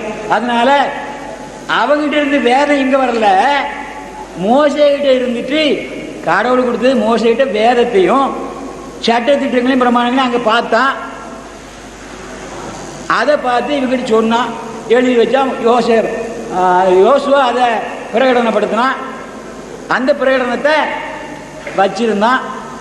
தமிழகத்தில் யவனை எல்லாரும் கொண்டு வந்துட்டானுங்க. கொண்டு வந்த பிறகு இந்த பயில காமின் சந்ததி, அவனுடைய பேரனுடைய பிள்ளைகள் எகிப்தில் இருந்து அந்த வழியா இப்படி கைபர் கணவால உட்கார்ந்துக்கிட்டு இருந்தான். உள்ள வந்தான், அழகா இருந்தான். கலப்பரர் வந்தான், 2 பேரையும் பிடிச்சான். பொம்பளை பிள்ளைகளை பிடிச்சான், ஆம்பளை பிள்ளைகளை பிடிச்சான். 2 பேரும் கலந்துட்டான். அது ஒரு அசிங்கம் பிடிச்ச சாரியா மாறிச்சு. உடனே எங்க மூதாதையர்கள் அவங்கள பிடிச்சிக்கிட்டா, அவளோட பிடிச்சிக்கிட்டானுங்க. யாரு? எங்க சுந்தரபாண்டி அமைச்சாக்காரன். இந்த மதுரையில் இருக்கிற ஒரு தெரு இருக்குல்ல, புதுசை தெரு, ஒரு நல்ல தெரு இருக்குல்ல, தஞ்சாவூர்ல ஒரு தெரு இருக்குல்ல, மயிலாப்பூர்ல ஒரு தெரு இருக்குல்ல, என்ன தெரு? மாடத்தெரு. அங்க பூந்தான், எல்லாருமே அடிமையாக்குனா. நான் வெளியே வந்திருக்கிறேன், அதனால சொல்றேன். அங்க இருந்த வேதத்தெல்லாம் இவங்கிட்ட வித்தான். அவன் அதுல கொஞ்சம், இதுல கொஞ்சம், அதுல கொஞ்சம் எடுத்து அது இதுன்னு எழுதிக்கிட்டான். அதனால நான் அவனோட எதுக்குறேன். அதாவது யூத வேதம் சரியா இருந்தது. அதை இந்த பாவி பயில இந்த கலப்புரர் பயிலும் அவனும் தம்பி இளம்பிள்ளை, நான் கொஞ்சம் மூத்தவன், சரித்திர வரலாறு தெரியும், பூமி வரலாறு தெரியும். இல்லைன்னா இன்னொரு கூட்டம் கூட்டுங்க, அத்தனைக்கு சரியான ஆட்களோட வச்சு நான் இலக்கியம் தெரிஞ்சவன பேச வைக்கிறேன். நானும் பேசுறேன், நான் பிரதான பேச்சாளி. எனக்கு கீழே இந்த 2 பேரும் சப்போர்ட் வச்சுக்கிறேன். என் தம்பி அசமுத்து மாதிரி வச்சுக்கிறேன். போதுமா? கேட்டேன், என்னைக்கு நடத்துங்க சொல்லுங்க, சவால் விடுறேன். நான் இப்போ என்னைக்கு நடத்தினா வர்றேன். என்னைக்கு 15ஆம் தேதியில 25ஆம் தேதிக்குள்ள எந்த மாதமா இருந்தாலும் சரிதான், ஜனவரி மாதம் வர்ற 91 என்னைக்கு வேணா ரெடினா. வருகிற ஜனவரி 91 15ஆம் தேதி முதல் 25ஆம் தேதிக்குள் ஒவ்வொரு மாதமும் எனக்கு முன்னதாக 3 மாதம் தெரிவித்தால், இப்படியான ஒரு கருத்தை இங்கே வைத்தால் நானே தயார். என் செலவில் நான் மட்டும் வருவேன், மற்றெல்லாம் உங்களை பொறுத்து. ஏன் அவ்வளோதான், என்னால் அதுக்கு மேலே செலவழிக்க முடியாது. இதே பெரிய பாடு. நான் ஒரு நாளைக்கு 1000 ரூபாய்க்கு 1000 ரூபாய்க்கு எத்தனை ரூபாய் லாபம் இருக்கும்? அதில் 10ல் 1 லாபத்தில் 10ல் 1 வைக்கிறேன். அந்த காசை கொண்டு வரேன், சாப்பிட்றதுக்கு வர்றதுக்கு போக காணும். லாட்ஜுக்கு 150 ரூபா கேட்குறான், எனக்கு செலவழிக்க முடியாது, ஓடி வந்துட்டேன். 3 நாள் லாட்ஜுக்கு பணத்தை கொடுக்க போனால் 3 நாளைக்கு 450 ரூபா கேட்டான். அசோகப்படாமல் கட்டி வாயை கொத்திட்டு ஓடி வந்துட்டேன். இப்போ சும்மா படுத்து கிடக்க உங்கள் ரூமில், என்னால் அதுக்கு மேலே கட்ட முடியாது. என் நிலைமை அது சொல்லிட்டேன். இப்போ நான் அந்த காரியத்தை ஏற்கிறேன். எப்படி வந்தது? யூதருடைய வேதம் இந்த பாவி பயிர்களால் நம்மளால் ஏமாற்றப்பட்டு என்னுடைய முன்னோர்களால் அதை ஆதரிச்சான். காரணம் சோக்கு. என்ன சோக்கு தெரியுமில்ல? அதுதான் ஏன் தகப்பேன், அதாவது என் முன்னோர் இந்த தப்பை செஞ்ச அந்த கிழட்டு போய் செய்த வேலை. நான் எல்லாருக்கிட்டையும் அடிமையாக போயிட்டேன். அந்த நான் கட்டின கோயிலுக்கு நான் போக முடியல, நான் கட்டின தஞ்சாவூர் கோயிலுக்குள்ள நான் போக முடியல, நான் கட்டின திருச்செந்தூர் கோயிலுக்குள்ள நான் போக முடியல. அங்கே விக்கிரகம் இருக்கல ஒரு நாளும் என் தகப்பன் இருக்கிற போது இந்த 2 பயிரும் சேர்ந்து உள்ளே எல்லாத்தையும் பூத்துட்டான். தன்னை வணங்க வச்சான், தன்னை போல ஒரு உண்டாக்குனா வச்சுட்டான். இது கிபி 900க்கு பின்னால் வந்தது. அதுக்கு முன்னால இல்லை, அதுக்கு முன்னால் இந்த வேதம் இருக்குது. அதுக்கு பின்னால் தான் எல்லா கதையும் வந்துச்சு. கிபி 300க்கு முன்னால ரிக்கு வேதம் இல்லை, சமண வேதம் இல்லை, ஒரு வேதமும் கிடையாது பூமியில். கிபி 52ல் தாமஸ் இந்த ஊருக்கு வந்த பிறகுதான் தோமானா யாவானுடைய ஒரு புத்திரனுடைய மகன் தமுஸ்னு ஒரு நாடு இருக்கு. தமுஸ்னா தமுஸ் எழுதி பாருங்க, தமிழ் எழுதி பாருங்க. தமிழ் இங்கிலீஷ் யார் தெரிஞ்சு சொல்லுங்க பார்க்கலாம், ஸ்பெல் பண்ணுங்க பார்க்கலாம். யாராவது தெரிஞ்ச சொல்லுங்க. தமிழ் தமுஸ் அப்படி எழுதுங்க. தமுஸ்னு ஒரு நாடு இருக்குது. அந்த நாட்டுக்காரன் அவன் யாரு? எங்க தோமா, எனக்கு சொக்காரன். யமனாகிய எனக்கு அவன் என் தகப்பனுடைய ஒரு பிள்ளை, அவனுக்கு பிறந்த பையன் அவன் நாயிரேன். தமுஸ்னு எழுதி பாருங்க. தமுஸ்னா என்னது ஸ்பெல் பண்ணுங்க. யாராவது இங்கிலீஷ் தெரியும் ஸ்பெல் பண்ணி பாருங்க. தமிழ். அவன் என்னை போல தமிழன் தான் இருந்தான். அவனும் நானும் தமிழன். யாவனுடைய பிள்ளைகள் எல்லாம் தமிழன் தான். என்கிட்ட தான் படித்தான். போங்க, அவன் தான் என்கிட்ட வந்தான். அவன் தான் இந்த காரியங்களை எங்கிட்ட சொல்லி கொடுத்துட்டு போனான். அட்டே இந்த பாப்பா பயில வந்து சொல்லி கொடுத்து போயிட்டான். அதுக்கு முன்னால் இருந்தவங்கிட்ட இந்த இவன் வந்து 900 பேர் தான் இங்கே வந்தான். கிபி 600 பேர் தான் இந்த காரியங்கள்லாம் நடந்து. கலப்புரர் வந்தது கிபி 600. இனிமேல் சரித்திராசிரியர் வச்சு பேசுகிறேன். நான் தலைவர் எங்கள் குரூப்புக்கு, உங்கள் குரூப்புக்கு ஒரு ஆளை வச்சுக்கிறேங்க. இப்படி தானே வலிச்சு பார்த்துடுவோம். இது சரின்னு சொல்லி, இல்லைன்னா அந்த கதையை ஒத்துக்கணும். இதுக்கு மேலே அந்த சப்ஜெக்ட் எடுக்கக்கூடாது. யூத வேதத்தின் மூலம் ஆரியர்களால் கெடுக்கப்பட்டு ஆரியர் யூத வேதத்தை மாற்றி அமைத்து கொண்டு இந்த சட்டத்திட்டங்களும் அவங்களே எடுத்துக்கிட்டு இதில் கொஞ்சம் அதில் கொஞ்சம் எடுத்துக்கிட்டு அவன் தனக்கு இல்லாத ஒன்றே வணங்க ஆரம்பித்தான். கோயில் அவனுக்கு கிடையவே கிடையாது. இயற்கையை வணங்கினான். ஆரியனுடைய வணக்கம் இயற்கை வணக்கம், கோயில் வணக்கம் கிடையாது. கல்லு குவியல் கிடையாது. கல்ல நாட்டு கும்பிட்ற பழக்கம் கிடையாது. ஆபிரகாம்கிட்ட இருந்து யாக்கோபுகிட்ட இருந்து வந்தது. கல்லு குவியல் போர்டு இருக்கா? கல்ல நட்டி வணங்கின என்ன பார்த்தானா யாக்கோபு? பலி வச்சானா? அவனுக்கு பலி, அவனுக்கு பலியும் கிடையாது, கழுதையும் கிடையாது. இதுதான் சோக்கு தான் கதை. அதான் ரகசியத்தை புரிஞ்சுக்கணும். சோக்கு தான் கதை இது. அவனுக்கு வேதம் இது சோக்கு ஜோக்கு. அப்படி அதான் எங்களுடைய சோக்காரன் அப்படிம்பாங்க, இல்லைன்னா மாப்பிள்ளை கிளம்பாங்க. புரிஞ்சுக்கிட்டா? இதுதான் கதை. அதனால் இன்னும் அந்த சப்ஜெக்ட் எடுக்காதீங்க. அவன் நம்மளை ஏமாற்றி வேதத்தை மாற்றி அவனுக்கு தேவைப்படுறதை எடுத்துக்கிட்டு மற்றெல்லாம் இல்லைன்னுட்டான். அவங்ககிட்ட பலி கிடையாது. இப்போவும் கத்திரிக்காய் அது பூசணிக்காய் கூட என்னத்தை சுண்ணாம்பா என்ன வைக்கிறாங்க, அது என்னது குங்குமம். பூசணிக்காய் வெட்டி குங்குமத்தை வச்சு ஒரு அமர்த்திட்டு தெருவில் போட்டு உடைக்கான். அது என்ன பலியான்? காயின் பலியிட்டான். காயில் வச்சு காயால் பலியிட்டான். அதை காட்டுறான். யாரையா ஏமாத்துறான்? உங்களோட நான் ஒட்டிக்கிறேன். ஆனால் விஷயத்தை தெரியுதுங்க. இவங்ககிட்ட இருந்து அங்கே போச்சு, நம்மகிட்ட இருந்தால் அவங்ககிட்ட போச்சு. இந்த மடையும் பொண்டாட்டிக்காக போயிட்டான், வேற ஒன்றும் இல்லை. இனிமேல் எந்தையும் சரி தம்பி ஜெயனுடைய எங்கேயும் பேசினாலும் இப்படி சொல்லணும்னா நீங்கள் தோற்று போய் சட்டத்தில் பேச வந்தீங்கன்னா அப்படி நீ சேலஞ்ச் பண்ணுறாங்க சொல்லுங்க. இப்போவே நான் சேலஞ்ச் பண்ணுறேன். ஜனவரி மாதம் 15ஆம் தேதியிலிருந்து 25ஆம் தேதியில் ஒரு ஞாயிறு இல்லாத நாளையில் இப்படி எத்தனை நாள் வச்சாலும் வரேன். இல்லைன்னா இதோட விட்டணுங்க.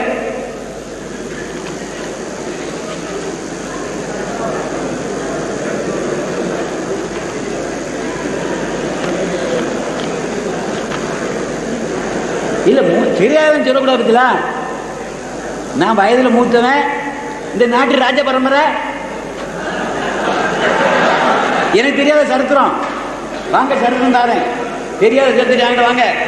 நான் உங்களையும் பங்காளி நினைச்சிக்கிட்டு இருக்கிறேன். என் ராஜபாரத்தை நீங்களும் கொஞ்சம் பேர் நினைச்சிக்கிட்டு இருக்கிறேன். நீங்கள் முஸ்லீமாக மாறி போயிட்டீங்க. அவ்வளோ முஸ்லீமா குரானை பின்பற்றி போனீங்க, முகமது பின்பற்றி போனேன், நான் ஏசுநாதரை பின்பற்றி போனேன்.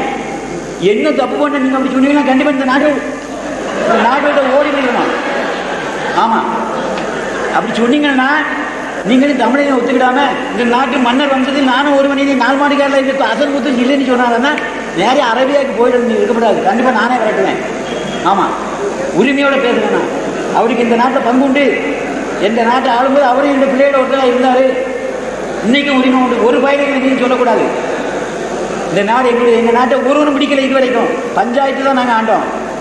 ஒவ்வொரு ஊரில் 5 பேர் இருந்தான். 64 கிராமங்கள், 64 சிற்றரசில் நாங்கள் இருந்தோம். அதில் ஒரு அரசன் அவர் தான். உடம்புடி இருக்கு அந்த ஊர். அவருடைய பூர்வீகம் உடம்புடி. அவருக்கு தெரியாம என்கிட்ட கேட்கணும். அது முத்து பூர்வீகம் உடம்புடி. அங்கே கிறிஸ்டியானகர்னு ஒரு ஊர் இருக்கு. குட்டம் படைப்பத்தின் ஊர் இருக்கு. அதை சார்ந்தவங்க அவங்களோட வம்சாவளி. அவங்களோட வம்சாவளி அது அசன் முத்து வம்சாவளி குட்டம் படைக்கப்பட்டவர் சேர்ந்தது. நான் மாநாடு மகாராஜா மக்கள், நாங்களாம் சிற்றரசர்கள். அப்படி அந்த உரிமை வேண்டாம். உங்களோட அரசங்கிற உரிமை வேண்டாம்னா விட்டுட்டு நேரம் அரபியாவுக்கு போயிட வேண்டியதான். நான் தமிழையும் சொல்லிட்டு இருக்கேன். நான் முஸ்லீம் கிறிஸ்தவன் இந்த நாட்டுக்கு சொந்தக்காரன் சொல்லிட்டு இருக்கேன். நீங்கள் எங்கே படி எவனுக்கோ சொந்தக்காரன் இந்த ஊர் ஆக்குறீங்களே. ஒரு ஊரில் ஆக்கியிருக்கேன். என்னோட திருவள்ளியை கொடுக்க முடியாது. கடைசி பிடிச்சிக்கான எங்களை ஆளலை. எங்களுடைய பஞ்சாயத்து இருந்தது. அவன் பலவந்தமாக எங்களோட வரி வாங்கினா தீர்வு வாங்கினது. நாங்கள் ஒரு தனி தீர்வு ஒப்படி இன்னைக்கு இருக்குது. கேளுங்க, இவர் எத்தனை படி ஒப்படி கொடுக்காரு கேளுங்க. எங்களுடைய கிராமத்துக்கு பஞ்சாயத்துக்கு இல்லை, எங்களுடைய கிராம தலைவர்களுக்கு எவ்வளோ பஞ்சாயத்து வரி கொடுக்குது? அதாவது ஒப்படி எவ்வளோ கொடுக்குது? அவர் ஏறத்தாழ 500 ரூபா கொடுப்பாரு. குறைஞ்சபட்சம் 6 மாதத்துக்கு 500 ரூபா கொடுப்பாரு. வருஷத்துக்கு 2 முறை கொடுக்கணும். ஒப்படி தான் நெல் கொடுக்கணும். தேங்காய் இருந்தால் தேங்காய் கொடுக்கணும். இவனை கொள்ளையடிச்சு கொடுத்துருவோம். அவருக்கு தென்னை மரம் நிறையா இருக்குது. நஞ்சு நிலம் இருக்குது. ஒரு தேங்காய் வீட்டுக்கு வர மாட்டாரு. இப்போ ஒரு தேங்காய் எவனாலும் பதிப்பானா கேளுங்க. அவர் இங்கே இருக்காரு. எங்கள் ஊரில் எவனாவது பற்றி அவர் தென்னை மரத்தில் தேங்காய் கை வைப்பானா? எவனா இருக்கட்டும். மாடு மேய்மான்னு கேட்டேன் அவர் நிலத்துல. அதான் என் மாடு மேய்மான்னு கேட்டேன். அவர் மாடு மேயும். அதுல நீ ஒருபோது அந்த சட்டத்துக்குள்ள வந்துடப்படாது. அடுத்தப்ப சொன்னாங்க 2 நாளாம 26:2. நான் இப்ப நிரூபிக்கிறேன் பாருங்க. 2 நாளாம 26:2 வாசிங்க. 26:2 26:2. ராஜா தன் பிதாக்களோட சிதறி அடைந்த பின்பு அவன் ஏலோத்தை கட்டி அதை திரும்ப யூதாவில் வசமாக்கி கொண்டான். உசியா ராஜாவாகிற போது 16 வயதாய் இருந்து 52 வருஷம் எருசலேமில் ஆண்டான். 52 வருஷம் எருசலேமை ஆண்டான். எருசலேம் நகரத்தானான தாயின் பேர் மிகாலியாள்.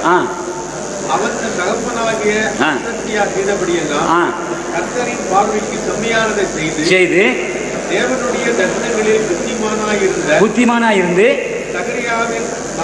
சகரியா நாட்களிலே தேவனை தேட மனமட்டு போட்டான். அவன் கர்த்தரை தேடின நாட்களில் மனுஷன் கடவுளை தேடுகிற நாளில் கடவுள் அவனுடைய காரியங்களை வாய்க்க செய்தார். நான் உங்களுக்கு சாட்சி சொல்லி இருக்கிறேன். அவன் புறப்பட்டு போய் பெலிஸ்தரோட யுத்தம் பண்ணி கரத்தின் அலங்கத்தையும் அந்த அலங்கத்தையும் அந்த அஸ்தோத்தின் அலங்கத்தையும் இடித்து போட்டு அஸ்தோத் நாட்டிலும் பெலிஸ்தருக்குள்ளும் பட்டணங்களை கட்டினான். பெலிஸ்தரையும் அராபியரையும் வெல்ல சரி. அம்மோனியர் உசியாவுக்கு காணிக்கை கொடுத்தார்கள். அவருடைய கீர்த்தி எகிப்து நெல்லை மட்டும் வெட்டினது. அவன் மிகவும் பலம் கொண்டான். உசியா எருசலேமிலே மூலை வாசல் மேலும் பள்ளத்தாக்கு வாசல் மேலும் அலங்கத்து கோடிகள் மேலும் அவ்வளோ பற்றி வசனமாக இருக்கு. போயினே இருக்குது. அதாவது அவங்க என்ன சொல்லி முடிச்சாங்கன்னா, அந்த காரியம் இந்த புத்தகத்தில் அல்லவோ இருக்கிறது. ஏதோ இப்போ தான் ஞாபகம் இல்லை எனக்கு. இந்த புத்தகத்தில் அல்லவோ இருக்கிறதுன்னு சொன்னார் இல்லையா? இப்போ சொன்ன காரியங்கள்லாம் அதில் எழுதணும்னு நினைக்கிற காரியம் சரித்திரத்தை எழுதணும். சரித்திரத்தை எழுதுகிற போது அதுக்கு ஊடே ஒரு பகுதி வரணும். இந்த வரப்போகிற இந்த பூமிக்கு மீண்டும் வரப்போகிற இயேசு கிறிஸ்துவனுடைய சத்தியம் உள்ள கொஞ்சம் ஒரு ஒரு அம்பு அங்கே எரிஞ்சா அந்த அம்பு இங்கே பிடிச்சி வெளிப்படுத்த விசேஷம் வரை பிடிக்கணும். ஆதியாமந்த முதலாவது அடிக்கிற அடியில் அவ்வளோ வேகமாக அடிக்கிறான் அந்த ஆண்டவன். அந்த அடி அங்கே பிடிச்ச அடி நேரே போய் வெளிப்படுத்த விசேஷம் போய் அந்த அம்பு முனை நிற்குது. ஒரு ரெட் லைன். இந்த ரெட் லைனுக்குள்ள இந்த இப்போ சொன்னார் வாஸ்தாபி இந்த அத்தனை வருஷத்துக்கு சொன்னார் பற்றில இது அந்த யாசியர் புத்தகத்தில் இருக்கா ஏதோ ஒரு புத்தகத்தில் எழுதிருக்கு. அந்த புத்தகத்தை இந்த மனுஷ போய் புத்தகத்தை அதில் ஒன்று இணைக்கணுமா? அதான் சொல்லியாச்சே. 2ஆம் தேதி மீண்டும் சொல்லணுமா? அவர் சொன்ன புத்தகத்தை அது யாருக்கு வசதியாக இருந்தது? இந்த எகிப்திலிருந்து வந்தானுங்களே இந்த மடப்பயலுக. அவங்க சொன்னாங்களே ஒரு ஏதோ ஒரு கூட்டம்னு சொல்லி அவங்க பைபிள்னு சொல்லி எந்த ஒரு பைபிள் யாரு திண்டுக்கல் பைபிளா திண்டிவனம் பைபிள். நான் இன்றைக்கு தான் கேள்விப்பட்டேன். திண்டிவனம் பைபிள் நான் பார்த்தது இல்லை. உண்மையாக அதை பாதையில் சிலுவையில் போட்டிருக்கு இப்படி. இப்போ தான் பார்க்குறேன். ரொம்ப தேங்க்ஸ் ஆனே உங்களுக்கு. அதை நான் கண்டதில் ஒரு தனியாக பார்த்து படிப்பேன். நான் பார்த்ததே இல்லையா.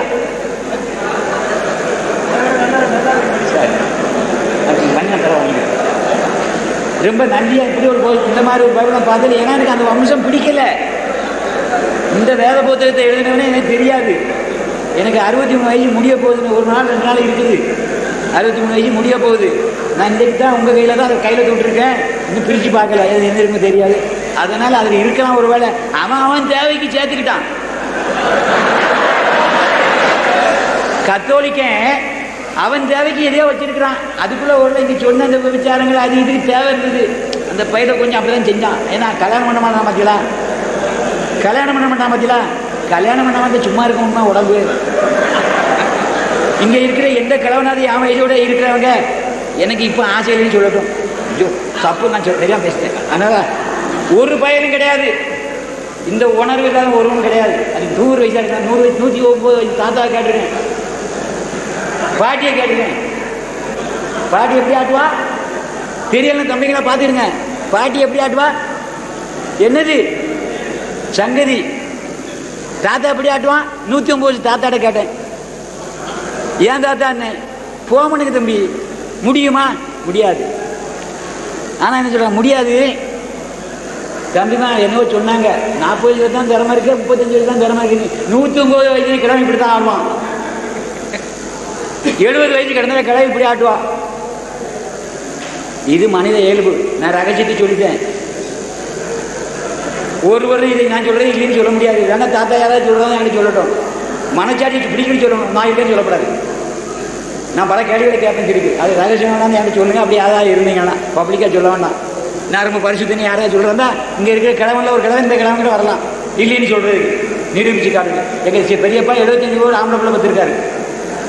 எங்கள் பெரியப்பா இப்போ அவனுக்கு ஒரு 10-12 வயசு இருக்கும். எங்கள் பெரியப்பா ஆம்பளை பிள்ளை பத்திருக்காரு. 75 வயசில் பண்ணி விட்டு 3ஆம் தரம். அதான் 2 மணிக்கு செத்து போயிட்டாங்க. 3ஆம் தரம் கட்டினாரு. 75 பிள்ளை இருக்கு. பையன் இருக்கான். 12 வயசு ஆச்சு. பிடிச்சி காட்டுறேன். அதனால திருப்பி வரணும்.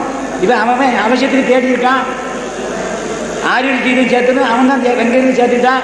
இவன் அதை வேண்டு வச்சுக்கிட்டான். அந்த வேண்டாத விட்ட பாதை திருப்பி எடுத்துக்கிட்டான். அதனால இந்த மக்கள் மத்தியில் முகமது கூட ஒரு கிறிஸ்துவ சமுதாயம் தங்கி இருந்தது. யாரோடு கூட? முகமது கூட. முகமதுவும் கிறிஸ்துவை ஏற்றுக்கொண்டு கிறிஸ்தவராக இருந்தபடியால் ஒரு நல்ல கிறிஸ்தவர்கள் என்னை போன்ற 60% அதிகமாக கடவுளை அறிந்து கொண்ட கிறிஸ்தவர்கள் அங்கே இருந்தார்கள். அவர்கள் சீரிய கிறிஸ்தவர்கள் என்று சொல்லப்பட்டார்கள். என்ன கிறிஸ்தவர்கள்? சீரிய கிறிஸ்தவர்கள். சீரிய நாடு, சீரியா தேசம், அந்த தேசத்தில் இருந்தாங்க. அந்த கிறிஸ்தவர்கள் பேர் என்ன? சீரிய கிறிஸ்தவர்கள். அவர்கள் தான் முகமதுவோடு கூட இருந்து ஒழுங்கியிருந்தார்கள். இந்த யூத பயல்களுக்கு பயந்து அங்கே இருந்தார். ஒரு ஹதீஸ்ல கூட சொல்லப்பட்டிருக்குது. ஒரு கிறிஸ்தவனுக்காக, ஒரு பெண்டேகாஸ்ட் சீரிய கிறிஸ்தவனுக்காக இவர் கொஞ்சம் பணத்தை கொடுத்து அவனை மீட்டார்னு ஒரு ஹதீஸ் இருக்கு.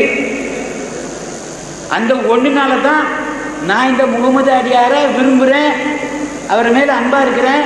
அவரை குறித்து நேர்மையாக பேசுகிறேன். இல்லைன்னா உங்களை விட நொச்சியாக பேசுவேன். நான் அந்த ஒரு காரணத்துக்காக எவனாலும் முகமதை குறைஞ்சி பேசணும் நான் விட மாட்டேன். இந்த ஒரு காரணத்துக்காக ஒரு கிறிஸ்தவ மனிதனை இவன் வந்து அவனுக்கு வந்த கஷ்டங்களை அவனை பாதுகாத்து அவன் பட்டிருந்த கடனை கொடுத்து அவனை மீட்டெடுத்து கொண்டார். அப்பொழுது அந்த அவரும் கிறிஸ்தவனாக தான் இருந்தார், முகமதுவும் கிறிஸ்தவனாக தான் இருந்தார். பின்னால் தான் கொஞ்சம் சிரமங்கள் வந்துச்சு போடுது. எனக்கு தெரியும். அதை நான் பார்த்தேன். இந்த மாதிரி சம்பாதிச்சு பார்த்தா தெரியும். அவங்க பேசும்போது எனக்கு அது வழங்குன்னு நினைக்கிறேன். அப்போ பின்னால் சொல்கிறேன் அதை பற்றி. அதனால் வேதம் கெட்டு போச்சு அப்படி போச்சு சொல்ல வேண்டாம். வேதத்தில் சில வார்த்தை சில அதிகாரங்கள் இருக்கலாம். ஜாமூரில் 4 ஜாமூல் எழுதி வச்சிருக்கிறான். நான் அவன்கிட்ட கூட 2 அடி வச்சிருக்கான். என்னப்போ அவனுக்கு தேவை திரும்ப திரும்ப சொல்லணுமா? என்ன இப்போ ஐயா நீ கண்டிக்கிறது வேணும் தெரியுமா? ஏன் உன் சரித்திரத்தை சொல்லிட்டு இருக்கான்னு கேட்குறாரு அடிக்கடி. உன் ஊரையான்னு சொல்கிறையா வேற ஒருத்தர் சொல்லி வந்த சப்ஜெக்ட்டுக்கு வா சுற்றி சுற்றி ஏன் அங்கே உங்கள் ஊருக்கு போடாங்கிறாரு. நான் அப்படி ஏன் சொல்லணும்னா நீங்களாம் தூங்கிடப்படாதுல்ல. அங்கே ஒரு ஐயா தூங்கினாங்க, இப்போ அவரு தட்டினாரு கேளுங்க. ஐயா பேசுகிற போது அவர் தட்டினாரு. இப்போ யாராவது தூங்குறீங்களா ஐயா? கொஞ்சம் சுவையாகி இருக்குன்னு பார்த்துருங்க கருத்துறாங்கன்னா. சரி, பாலிவுட் கொஞ்சம் உஜாரா இருங்க, விழிப்பா இருங்க. உங்க இமாமுங்க இந்த மாதிரி நடுவட்டில் இடவட்டில் வர்றாங்கல்ல, விழிப்பா இருங்க. உங்க இமாமுங்க இந்த மாதிரி நடுவட்டில் இடவட்டில் வர்றாங்கல்ல, இந்த பாதிரியமார்கள் மாதிரி இடவட்டில் வந்து வர்றாங்கல்ல, கவனமா இருங்க. உங்களுக்கு உண்மையை சொல்லி தரல ஜைனுலாப்தீன், உங்களுக்கு உண்மையை தான் சொல்றாரு. ஆனால் எங்க அம்முக்கு வாதிக்கிறாரு. அதாவது என் முன்னால பேர்றாங்களான்னு நினைக்கிறது நடக்காது. என்ன சேர்த்துக்கிட்டே தான் பிழைச்சிது. ஆமாம், என்ன உங்க கூட ஒட்டிக்கிட்டே இருந்தால் தான் அப்படி சொன்னாதான் நானும் கூட வருவேன். இவங்க இப்படி தான் ஏமாற்றி எங்கள் திருநெல்வேலி கூட்டு போவேன். அங்கேருந்து இவங்களுக்கு காட்டியே வருவேன். திருநெல்வேலி கன்னியாகுமரி காட்டி தஞ்சாவூரை பிடிச்சிருவேன். ஏன்னா தஞ்சாவூர் என் நாடு தான், சோழராஜ்யம். என் மச்சன் அண்ணன் தம்பி மாதிரி சேரில் இருக்கான். சேரன் எனக்கு மச்சினேன், சேரன் என் மச்சினேன். இஸ்லாம் எங்கே வந்தது முதல்ல? நான் கிறிஸ்தவனா இருந்துட்டு போது உங்களுக்கு யாருக்காவது தெரியுமா இஸ்லாம் இந்தியாவுக்கு எப்போ வந்தது? யாராவது சொல்லுங்க பார்க்கலாம். இஸ்லாம் என்றைக்கு உண்டானது, எப்போ இந்தியாவுக்கு வந்தது? யாருக்காவது சொல்ல முடியுமா? ஜாதி தம்பி சொல்ல முடியுமா? சொல்லுங்க பார்க்கலாம். சொல்லியிருக்கான் இருக்கா? கிபி 622 உண்டாயிற்று. அது வெளிப்படையான 628 29 வந்துட்டு. சேரமா ஜிம்மா இன்னைக்கு இருக்கு. கண்ணனூர் வாங்க கூட்டிகிட்டு காட்டுறேன். அங்கே ஒரு விளக்கு இருக்கு, ஒரு பட்டயம் இருக்கு, வேற ஒன்றும் உள்ள இல்லை. விளக்கு இருக்க காரணம் லைட்டு பற்றி அதனால கரண்ட் கிடையாது. அதுக்காக ஒரு விளக்கு வச்சிருக்கிறாங்க, வெங்கல விளக்கு. பெரிய விளக்கு என்னோட ஒரு 1/2 அடி உயரமாக இருக்கு, 6-7 அடி இருக்கும். ஒரு பட்டயம் இருக்கு. அது எந்த சீமா கொண்ட பட்டமே என் மச்சினை கொண்டு தான் இருக்கலாம். சேரமா சேருங்கிற யாரு? எனக்கு பொண்ணு கொடுத்தவன் சேரமா தேவி ஒரு ஊர் இருக்கா? இங்கே யாராவது இருக்கீங்களா? சேரன்மா தேவி பொண்ணு எடுத்துட்டு வந்துட்டேன். அதான் எங்கள் அப்பன் ரொம்ப ஆசைப்பிடிச்சேன் பாண்டியன். எங்கள் பாண்டியன் ரொம்ப ஆசைப்பிடிச்சவன். சேரமா நாட்டில் போயிட்டு சேரனுடைய அக்காளையே தங்கச்சியே கூப்பிட்டு வந்துட்டான். சேரமா தேவி ஒரு நாட்டை எடுத்துக்கிட்டான், அந்த நாட்டை பிடிக்கிட்டான். இந்த இருக்கு சேரமா தேவி ராமபுரம் நாத்தாங்கத்தில் இருக்கு. இஸ்லாம் எப்போ வந்தது? 629. இந்த இந்துன்னு சொல்ற சமயம் எப்போ வந்தது? 600 கிபி 600க்கு பின்னால் வந்தது. அப்போதான் இவங்க இந்த காலம் சரித்திரத்துக்கு நல்லா புரிஞ்சுக்க தெரியணும். என்கிட்ட வாங்க காட்டித்தானே. கிபி 600 இந்த இந்துங்கிற காரியம் வந்துச்சு. எப்போ? எங்க அப்பன் அவனுக்கு மர்மூனானதுனால. விளங்குதா? எங்க அப்பன் என் ராஜா, எங்க அண்ணன், என் சொந்தக்காரன், எங்க ஆதிக்கு தான் மன்னனா இருந்து அவங்ககிட்ட அடிமையான பொம்பளை கிட்ட அன்னைக்கு என்னாச்சு? இந்து ஆட்சி. இந்தியா நாடு இந்தியா ஆட்சி, இந்து ஆட்சி. புரிஞ்சுக்கிற விஷயங்கள் எல்லாம் இங்க இருப்பாங்க. ஒருவேளை எனக்கு தெரிஞ்ச அரசுக்காரங்க இருக்காங்கன்னு நினைக்கிறேன். மெட்ராஸ்ல இருந்து தொலைச்சாங்க. தம்பி தெரிஞ்சிக்க, நீ யாரா இருந்தாலும் சரிதான். 50 வயசுடைய தம்பியே நீங்க இருந்துகிட்டு தான் இருக்கா, எனக்கு தெரியும். நீ எப்போ இங்க வந்த? கிபி 600. கிபி 900 உன் வல்லமைக்குள்ள நாங்கள் எல்லாரும் அடிமையாக போனோம். ஒன்றியை கும்பிட்டுக்கிட்டு இருக்கோம். தம்பி கவலைப்படாத, இனிமேல் நடக்காது. போய் சொல்லிக்கிட்டே உங்க ராஜகோபாலில் சொல்லி ஜோம் பண்ணி சொன்னானே, லெட்டர் எழுதினானே, உன்னை பிடிச்சி ஜெயிலில் வச்சிருக்கிறானே உனக்கு தெரியுமா? இவன் தான் காரணம். என்ன கொல்லனா கொண்டுட்டு போப்பா. 63 வயசு முடிஞ்சு போச்சு. எனக்கு சந்ததி இருக்கு. என்ன நீ என்ன செய்ய முடியும்? சொல்லிவிட்டேன். இப்போ இருக்கு தம்பி பாட்டை சொல்லிவிட்டேன். தம்பி என்னையை கொண்டு விட யார் இடத்துல நீங்கள் வாங்க, நான் இருக்கிற இடத்துக்கு கண்டாது நீங்கள் வாங்க. இடம் தம்பி மாதிரி சொல்கிறேன். ஒரு 25லேருந்து 40 வயசு இருக்கிற பிள்ளைங்க வெளியே முன்ன கூட்டு வாங்க. தம்பி ஜெயநாள் கூட வாங்க. காரியங்களை சாதிங்க. சரித்திரத்தை அவர் கூட சேர்ந்து இல்லாத சொல்லாதீங்க. ஒன்று படுங்க, நீங்கள் முன்னுக்கு வரலாம். தம்பி அதுக்கு நம்ம தயாராக இருக்கிறவனா தலைவராக வச்சுக்கிடுங்க. ரெடியாக இருக்காரு. அந்த போராட்டத்தை போய் எல்லாரும் மக்களுக்கு போகிற ரெடி பண்ணிட்டு இருக்கிறாரு. இவரை முதல்ல கல்யாணம் பண்ணி நாங்கள் அந்த இடத்துக்கு வரச்சுன்னு சொல்லிட்டு இருக்கிறேன். இப்போ விளக்கிச்சுதா? ஒன்றே உங்களுக்கு விரோதமாக காரியம் இல்லை, தேட்டத்துக்கு வந்துடுங்க. அதை நான் எல்லாத்துக்கும் எதுக்கு சொல்லிட்டேன். இனி நான் கடந்து போகிறேன். லூக்கா 16:17 லூக்கா 16:17 எடுத்தவங்க சீக்கிரம் வாசிக்கிறேன். தம்பி நீங்களே வாசிக்க. வேதத்தில் ஒரு எழுத்தின் உறுப்பும் வேதத்தின் ஒரு எழுத்தின் உறுப்பும் அவமாய் போவதை பார்க்கிறோம். வானமும் பூமியும், அந்த வானமும் பூமியும் ஒழிந்து போவது எளிதாயிருக்கும் அப்படின்னு இயேசுவானவர் சொன்னாரு. நான் இப்ப இயேசு கிறிஸ்து சொன்னாரு சொல்லல, இயேசுவானவர் சொன்னாரு. இயேசுவானவருக்கும் இயேசு கிறிஸ்து ஒரு படித்தனம் இருக்கு. நான் இதுவரைக்கும் இயேசுவானவரை தான் பேசிட்டு இருக்கேன், இயேசு கிறிஸ்துவ நான் இன்னும் பேச வரல. அது தூதர் கொள்கையில பேசுவேன். குர்ஆன் 5:46 குர்ஆன் 5:46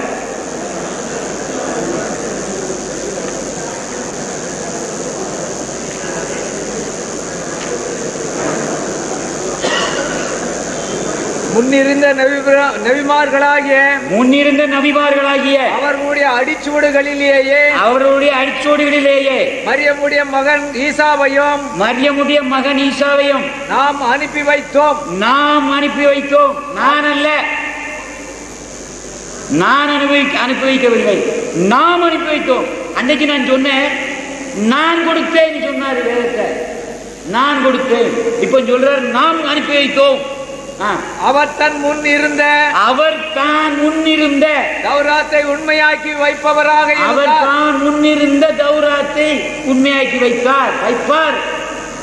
அன்றி அவருக்கு இஞ்சில் என்னும் வேதத்தையும் நாம் அருளினோம். இஞ்சில் என்று சொன்னோன்னு அவர் சொன்னாரு, அவர் தூக்கிட்டு போயிட்டாரு. எல்லா தீர்க்கதரிசியும் அவங்கிட்ட இருந்து வாங்கி ஆராய்ஞ்சு உணர்ந்து சாமின்னு சொல்லி சரணாகி கும்பிட்டு திருப்பி சொன்னா அல்லது எழுதுனா. எல்லா தீர்க்கதரிசியும் இயேசுக்கு முன்னான அத்தனைத்து தீர்க்கதரிசியும் ஆண்டவனே உட்கார்ந்தான், என்னத்தையோ சொன்னா, உள்ளத்துல உணர்த்தினான். இவன் ஆராய்ந்து அறிந்து தான் அறிந்ததை எழுதி வைத்தான். அது இன்னைக்கு நமக்கு தேவை. ஒருவன் தப்பு எழுதல, தப்பே எழுதல, அவன் அறிந்ததை எழுதி வச்சான், நமக்கு நன்மையா இருக்குது. தீர்க்க தரிசனங்களை கண்டதை எழுதி வைத்தான், அது நிறைவேறுது. தீர்க்க தரிசனம் இல்லாத இடத்தில் ஜனங்கள் சீர்கெட்டு போவார்கள். அதற்காக தீர்க்க தரிசிகள் வந்து கொண்டே இருந்தார்கள். தங்களுக்கு அறிவிக்கப்பட்ட விதத்தில், அறிவிக்கப்பட்ட மொழியில், அறிவிக்கப்பட்ட பாணியில், அறிவிக்கப்பட்ட பாஷையில், அவன் தெரிஞ்ச முறையில், அவன் ஆண்டவனுக்கு எப்படி வழங்கினா அவன் அறிவிக்கிற முறையில் அவன் எழுதி வச்சான். ஆனாலும் அவைகளெல்லாம் நமக்கு தேவையுள்ளதாக இருக்குது. இதுதான் கதை. இதுக்காக வீண்வாதங்கள் வீண்கதைகளை சொல்லி ஜெர்மனி கூட சண்டை போட்டு ஜெயித்திருவனை மட்டும் நினைக்க வேண்டாம். அப்படி நினைச்சா நான் சொன்னபடி 1991 15ஆம் தேதி 25ஆம் தேதி ஞாயிற்றுக்கிழமை இல்லாமல் வந்ததுன்னா அந்த நாளெல்லாம் நான் வர தயார். எங்கே வேணாலும் இன்னொரு கருத்துருங்க வைங்க, நான் ரெடி. நான் இப்பமே அப்படி சொன்னால் இப்பமே சொல்லி நான் இப்போ தயார் பண்ணணும்.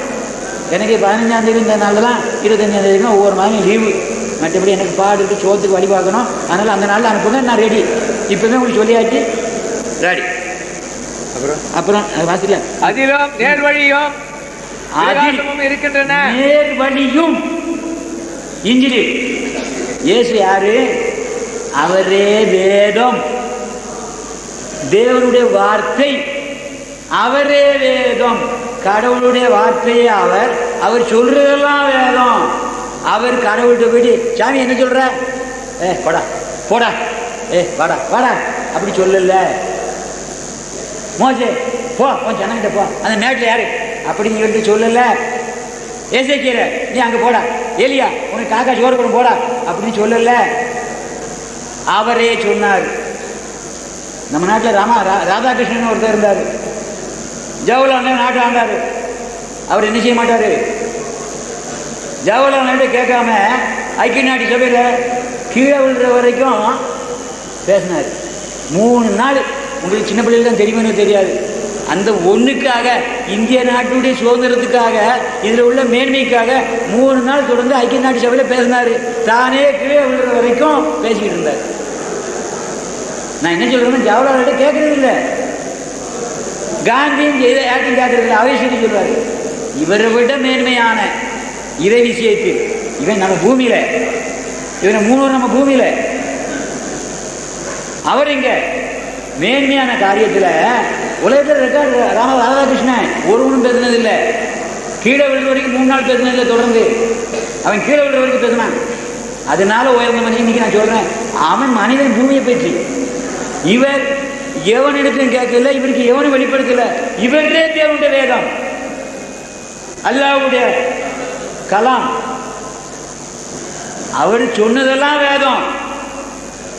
என் வாயிலிருந்து சொல்லிட்டேன். எந்த வாலிபர்கிட்ட இருந்தாவது, எந்த கிழவர்கிட்ட இருந்தாவது, எந்த நடுநிலையில் உள்ளவங்கள்ட்ட இருந்தாவது என் வாய்க்குள்ள திரும்பி வருமா? நான் சொன்ன வார்த்தை தப்பிதமாக சொல்லியிருந்தா ரெக்கார்டு பண்ணியாச்சு, சரியா சொல்லினா ரெக்கார்டு பண்ணியாச்சு. இனிமேல் என் வாய்க்குள்ள நுழையும். சொன்னது சொன்னது எங்கேயும் போயிடல. இப்பவும் ஒழித்துக் கொண்டே இருக்கிறது, இப்பவும் ஒழித்துக் கொண்டே இருக்கிறது, இன்னும் ஒழித்துக் கொண்டே இருக்கும். அவருடைய வருகை மட்டும் இயேசு கிறிஸ்துவின், நான் இப்பதான் கிறிஸ்துவின் ஓதிக்கிறேன், இயேசு கிறிஸ்துவின் வருகை மட்டும் ஒழித்துக் கொண்டே இருக்கும் இந்த பூமியில. அது எங்கேயும் போகாது. சுத்தி சுத்தி சுத்தி சுத்தி அங்க போகாது. ஒரு குறிப்பிட்ட எல்லைக்கு மேல போக முடியாத வார்த்தை, குறிப்பிட்ட எல்லைக்கு மேல போகாது. அதுக்கு இங்கே சுத்திக்கிட்டே இருக்கும். நீங்க விரும்பினா உங்க உள்ளத்துல அது வரும். உத்தமனா இருந்தா 10 கட்டளை சத்திய வேதத்தை கடைபிடித்தால், 10 கட்டளை மாத்திரம்தான் வேதம். ஏற எதையத்தை இல்லாம வேதம் சொல்லிக்கிட்டு நீங்க இல்ல. இது அட்டை, உங்களை மாதிரி பூஜை ஒரு கும்பிடல அட்டை. இது தாள், இது பேப்பரு 14 பவுண்டு விளங்குதா? இது அடுத்த பக்கத்து அட்டை, இது தோல், உள்ள இருக்கிறது தாள். தாளில் இறைவனுடைய வார்த்தை இருக்கிறது. அந்த வார்த்தை உள் ஜீவன் இருக்கிறது. அந்த ஜீவன் உங்களுக்குள்ள எனக்குள்ள பிரயோகிக்கிறது. வெறும் புஸ்தகம். எங்க தாத்தா கொண்டு கிணத்துல போட்டுவான்னு சொல்லுவாரு. என்னத்த? வேத புஸ்தகத்தை. முஸ்லீம்களுக்கு வந்து எங்க ஊர் வாய்க்கால உங்க சர்க்கார் கிணறு ஒரு கிணறு இருக்கு. இப்ப அது சுத்தமா தண்ணி எடுக்கிறாங்க. அப்ப அதுக்குள்ள கொண்டு தான் போடுவோம். நாய்க்குட்டியும் போடுவாங்க. எங்க சோழ கடை தாத்தா, அதை நம்ம அசமுத்துடைய அப்பா தாத்தா கெட்டி கொண்டு அங்கதான் போட்டுவார். குளிச்சுட்டு அங்க போட்டு தான் அந்த பக்கத்தில் வாய்க்கால குளிச்சுட்டு வெளியே வருவாரு. என்னத்த? அவர் படிக்க வேத புஸ்தகத்தை. புரிஞ்சுதா? எரிக்க மாட்டாரு. உங்கள யாரோ ஒருத்தர் எரிச்சாரு. இருந்த வேத புத்தகத்தை தான் தனக்கு தேவையில்லாத முடிச்சு எரிச்சு விட்டாரு. தனக்கு தேவையில்லாத குர்ஆன் வசனங்களை எரிச்சு விட்டாரு. அதை பின்னால் சப்ஜெக்ட் சொல்றேன். தனக்கு தேவைப்படாது எல்லா வசனத்தையும் எரிச்சு விட்டாரு. திருப்பி ஒன்று கொடுத்தாங்க. ஒரு நபித்தோழரும் ஏண்டா இதை எரிக்கிறான்னு கேட்கல. அவ்வளவு பயங்காளிங்க ராஜாவை கண்டு. உங்களை என்ன சொன்னாங்க? அவரு கலிபா, கலிபாவா பேரு? கலிபா தான் நினைக்கிறேன். கலிபா எரிச்சாரு. எந்த நபித்தோழனாவது கேட்டானா? ஏன் எரிச்சான்? எரிக்க வேண்டிய அவசியம் என்ன? வச்சு கட்ட வேண்டியதானே எல்லாத்தையும். முகமது அடியாட்டு வாயிலிருந்து வந்த வார்த்தை தானே. அவர் சொன்னார் இல்லையா? எங்க வருது கேட்டு, எங்க வருது கேட்டு தானே சொன்னாரு. ஏன் எரிச்சாரு? என்ன அவசியம் வந்தது? ஏன் இங்க நம்ம தம்பியுடைய தாத்தா வந்து அம்மனு கிணத்துல போட்டாரு. சர்க்கார் கிணத்துல நாங்க தோண்டி அடி எடுத்திருக்கோம். தூர் அள்ளும் போது கிணத்துல தூர் அள்ளும்லையா தண்ணி ஊற்றி போனா அவங்க வீட்டு புத்தகத்தை நான் அடி எடுத்திருக்கிறேன். இல்லைன்னு சொல்ல முடியுமா? யார் சொல்றது? அப்படி அவர் கொண்டு எங்க தாத்தா தான் கொண்டு போட சொன்னாரு. நான் நாய்க்குட்டியும் போடுவேன், இதை கொண்டு போடுவேன். நாய்க்கு அதிகம் கொண்டு போட்டா என்ன செய்யுது? சர்க்கார் கிணறு தான் கண்டது. என்னால் யாரும் தண்ணி அரைக்க மாட்டோம். எங்களுக்கு வேற கிணறு இருக்கு, நல்லது கிணறு, வேலைக்கார கிணறு ஒன்று இருக்கு, அவங்களுக்கு துணுக்குடி கிணறு ஒன்று இருக்கு. அப்படி சொல்றேன். அந்த அப்படி தான் தீடாங்க அப்படி சொல்லுவோம். அப்படித்தான். அதனால அவங்க யாரும் கோபப்பட மாட்டாங்க, நீங்களும் யாரும் கோபப்பட மாட்டீங்க. நாங்கள் சொல்றது அப்படித்தான். அவங்களுக்கு ஒரு கிணறு இருக்கு, நல்ல தண்ணி பிடிக்கிறதுக்கு.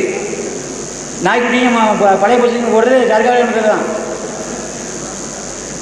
விளங்கிட்டு நினைக்கிறேன் உங்களுக்கு விஷயம்.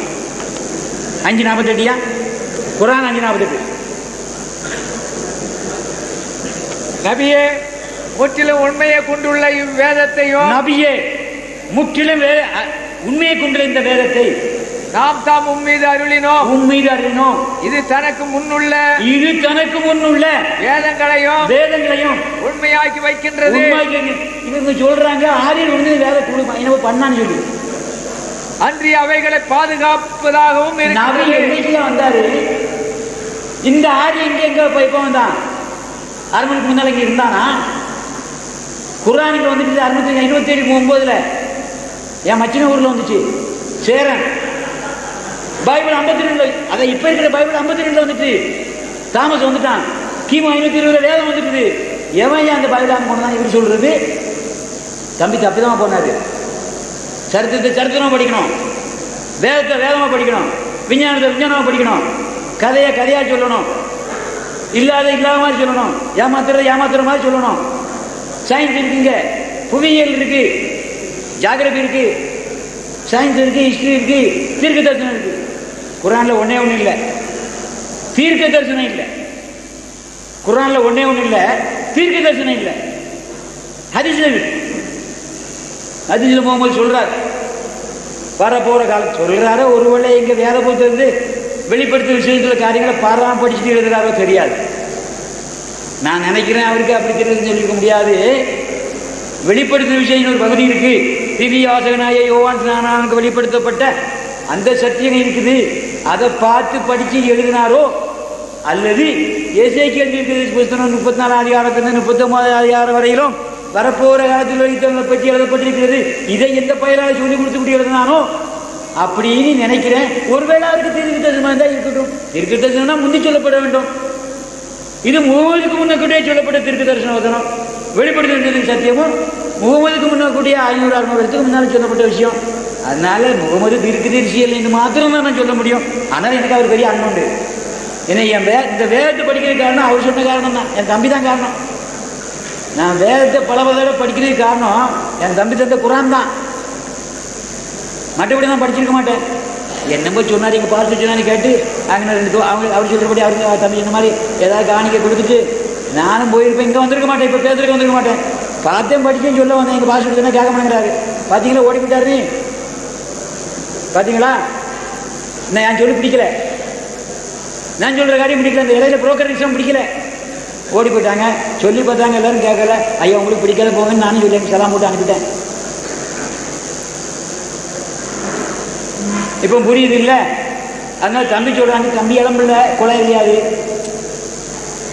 இளம் மாதிரி குலையாரியாது. ஆனால் இளங்கிடான்னு சொல்கிறேன். இளங்கிடா குலையாரியாது. எதை வேணாலும் தின்னு தின்னு கிடக்கும். சங்கு பூச்சிருக்கோம் அதில். அவருக்கு தெரியும் நம்ம கசம் குத்து சங்கு பூச்சின்னு என்ன தெரியும்? தின்னுபடி பானி கத்தும், அவ்வளோதான். அப்படி சங்கு பூச்சி தின்னு பானி கத்தும், அவ்வளோதான். என்ன நடந்து தெரியாது. அதாவது விளக்கெண்ணெய், அது என்ன காயை வந்து விளக்கெண்ணெய் காய்க்கணும். ஆமணக்கில் காய் இருக்கும், அதில் பூ இருக்கும். தம்பி விளையாட வளர்க்க மாட்டாங்க எங்கள் ஊரில். அவரை எங்கள் ஊரில் கட்டுப்பாடு. அதனால தான் அவர் வீட்டில் அவர் ஊரில் அவர் தென்னை மரமும் வாழை மரமும் மற்ற செடி இருந்துட்டு அவர் இங்கே இருக்காரு. அவ்வளோ மாதிரி நாங்கள் பாதுகாத்து வச்சுக்கிட்டு இருக்கிறோம். எங்கள் ஊரில் ஒரு ஒப்படி உண்டு. எங்கள் ஊர் இன்றைக்கி நாங்கள் தான் ஆடுறோம். அரசன் ஆளலை, அவங்களை ஏமாற்றி உனக்கு வாங்கி கொடுத்துருக்கேன் அரசன். எங்கள் ஊரை நாங்கள் தான் ஆடுறோம். இன்றைக்கும் ஒப்படி கொடுத்துட்டு தான் இருக்காரு. ஒப்படி கொடுக்கலாம் இவருக்கு நிலம் கிடையாது. என்ன கேளுங்க, ஒப்படி எங்களுக்கு தரலன்னா இவர் நிலத்தை காக்கிற எங்களுக்கு ஒப்படி தரணும். எங்கள் ஊரில் உள்ள யூனியன் ஐக்கியம் தரலன்னா இவருக்கு நிலம் கிடையாது, என்ன கிடையாது, ஒன்றும் கிடையாது, நிலைமை கிடையாது. நிலத்தை தின்னுடுவோம், மண்ணை கூட தின்னுடுவோம். இவருக்கு நிலம் இருக்காது, பெருமை. அது ஆகாயம் தான் இருக்கும், அதெல்லாம் தின்னுட்டு போயிடுவோம். தென்னை மரம் இருக்காது, தேங்காய் இருக்காது. நான் இப்போ அப்படி சொல்கிறனால உங்களுக்கு அது நான் இந்த இதோட தான் ஒட்டி தான் பேசுகிறேன். கொஞ்சம் விளக்கம் விளங்கிட்டுக்கிறதுக்காக ஓமானமாகவே சொல்கிறேன். நீங்கள் அறியாமல் இருக்கிறீங்கன்னா இப்படி ஓமையான்னு சொல்கிறேன். ஓமானம் ஏன் சொல்கிறேன் தெரியுமா? உங்களுக்கு விளங்கக்கூடாதுங்கிறதுக்காக தான் சொல்கிறேன். தம்பி அப்படி தான் சொன்னார். ஓமானம் எதுக்கு சொல்கிறேன் தெரியுமா? விளங்கக்கூடாது. இப்போ விளங்கலையா? விளங்கல கரெக்ட், அது போதும். குர்ஆன் முன் வேதங்களின் காவலனாக இருக்கிறது. குர்ஆன் முன் வேதங்களின் காவலனாக இருக்கிறது. எதுக்கு காவலனாக இருக்கு? எந்த வருஷத்துலேருந்து? இயேசுவான இருக்கிற வரைக்கும் பைபிள் கெட்டு போயிடலை. அவரும் சொல்றாரு, இந்த கேட்டிய மகன் கெட்டானே அல்லாமல் நான் சொல்லுகிற பிள்ளைகளே கெட்டு போயிடலை. நான் சொன்ன வார்த்தை ஒன்றும் கெட்டு போயிடலை. நான் சொன்ன வார்த்தை ஒன்று திரும்பி எனக்கு வராது. அது அங்கேயே வேலை செஞ்சுக்கிட்டு இருக்கோம். நான் திரும்பி வர்ற வரைக்கும், இந்த பூமியும் ஆகாமல் அழிகிற வரைக்கும் அது அங்கேயே சுத்தம். டிவி வச்சு பார்த்தா கேட்கும், டெலிவிஷனில் வர்றோம், விஞ்ஞானி அறிவு சொல்கிறாங்க, என்னைக்கோ சொன்ன வார்த்தை இன்னைக்கு கேட்குதுங்கிறான். அது அங்கே போகாது, திருப்பி இங்கே தான் வரும், சுற்றி சுற்றி வந்துட்டு இருக்கோம். அதனால் வேதம் எங்கேயோ போயிட்டு சொல்லி பைத்தியகாரத்தனமாக தம்பி மாதிரி இமாம்கள் சொல்லிக் கொடுத்தா நம்பாதீர்கள். இப்போ இவர் அந்த இமாம் கட்டத்துக்கு கொண்டு வர்றேன். மூட இமாம்கள் ரொட்டிக்கும் பழத்துக்கும் ஆசைப்பட்டு உங்க வீட்டில் யாராவது சாவ மாட்டானான்னு சொல்லி காத்துக்கிட்டு இருக்காங்க. ரொட்டி பழம் கிடைக்குமான்னு சொல்லி ஒவ்வொரு இமாமும் காத்துக்கிட்டு இருக்காங்க. எத்தனை வேலை கேட்டேன்னு தெரியுமாண்ணா, இந்த வேதத்துக்கு பதில் சொல்லப்பான்னு சொல்லி. இந்த ஒரு குழந்தை பிள்ளை தானே வரணும், இந்த என் பிள்ளை தானே வரணும்னு கேட்டேன். என்ன சொல்றேன், அப்பனுக்கு புத்தி சொல்ல, அப்பனுக்கு புத்தி சொல்ல மகன் வாரான், அப்பஞ்சாமி. இப்ப யார் அவரு, எனக்கு அப்பஞ்சாமி. அடா திருட்டு போயிடுவா, பழம்ங்கிறது தானே வர, ரொட்டி திங்கிறது தானே வர, உன் வாயில மண் நீ என் வாயில ரொட்டி. ஏன் அப்படி சொல்ற, சத்தியத்தை சொல்லலாம், அன்னைக்கு தானே வர, அதை தானே சொல்லி கொடுக்க. உன் வாயில ரொட்டி என் வாயில மண், இதைத்தான் படிச்சுக்கிட்டு நீங்க நினைச்சிட்டியா, அழுகுறிய நீங்க அழுகுறியன்னு. கண்ணீர் வராத உங்களுக்கு ஒரு வேலை, செத்தா காப்பி அரிசி மிச்சம், கிழவன் செத்தா இருக்கிறதெல்லாம் மிச்சம், சம்பாதிக்கிற செத்தா அழுவா, சம்பாதிக்கிற பிள்ளை செத்தா, சம்பாதிக்கிற புருஷன் செத்தா, சம்பாதிக்கிற மனைவி செத்தா அழுவோம். அதான் கதை. வேற எதுக்கு அழுறோம், அவள் செத்ததுக்கு அழுகுறோம். எனக்கு இருந்த உரிமை போச்சே, எனக்கு கிடைச்ச வருமானம் போச்சே, சொத்துல பங்கு கிடைக்கிறது போச்சேன்னு அழுவான். பொம்பளை பிள்ளை சொத்துல கிடைச்சிருந்த வருஷம் வருஷம் செத்த கிழவன் செத்து.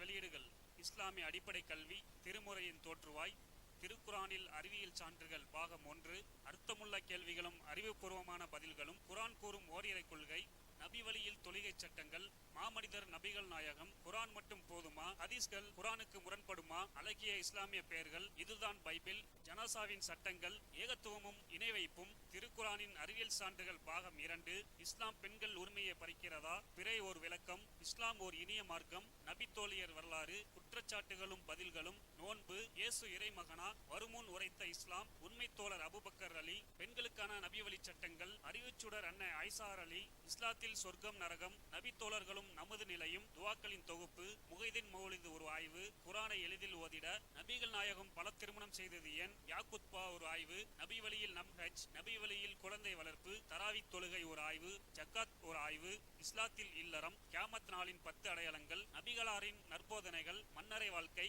பைபிளில் நபிகள் நாயகம், இஸ்லாத்தின் பார்வையில் பில்லி சூனியம், தர்கா வழிபாடு, நபிகளாரின் இறுதி நாட்கள், இஸ்லாமிய கொள்கை, சரியான ஹதீஸ்களும் தவறான ஹதீஸ்களும், சந்திக்கும் வேளையில் கொள்கை விளக்கம், பேய் பிசாசு உண்டா, கற்பனை கதைகள், நவீன பிரச்சனைகளும் தீர்வுகளும், தப்லிக் தாகலிம் தொகுப்பு, சுபகான மௌலிது ஒரு ஆய்வு, மனிதனுக்கேற்ற மார்க்கம், நேர்ச்சையும் சத்தியமும், மனனம் செய்வோம், விளக்கப்பட்ட உணவுகள், அர்த்தமுல்லா இஸ்லாம், குர்பானியின் சட்டங்கள், தொழுகை, இஸ்லாத்தின் பார்வையில் கனவுகள், இஸ்லாமிய திருமணம், இரவனிடம் கையேந்துங்கள், மீராஜும் அதன் படிப்பினைகளும், வேதம் கொடுக்கப்பட்டோர் யார், மற்றும் prophet Mohammed the greatest man மற்றும் டிஇடிஜே மார்க்க அறிஞர்கள் உரையாற்றிய CD டிவிடிகள் கிடைக்கும் இடம் மூன் பப்ளிகேஷன் 83/3 மூர்தரு முதல் மாடி மண்ணடி சென்னை 1. Phone number 65690810.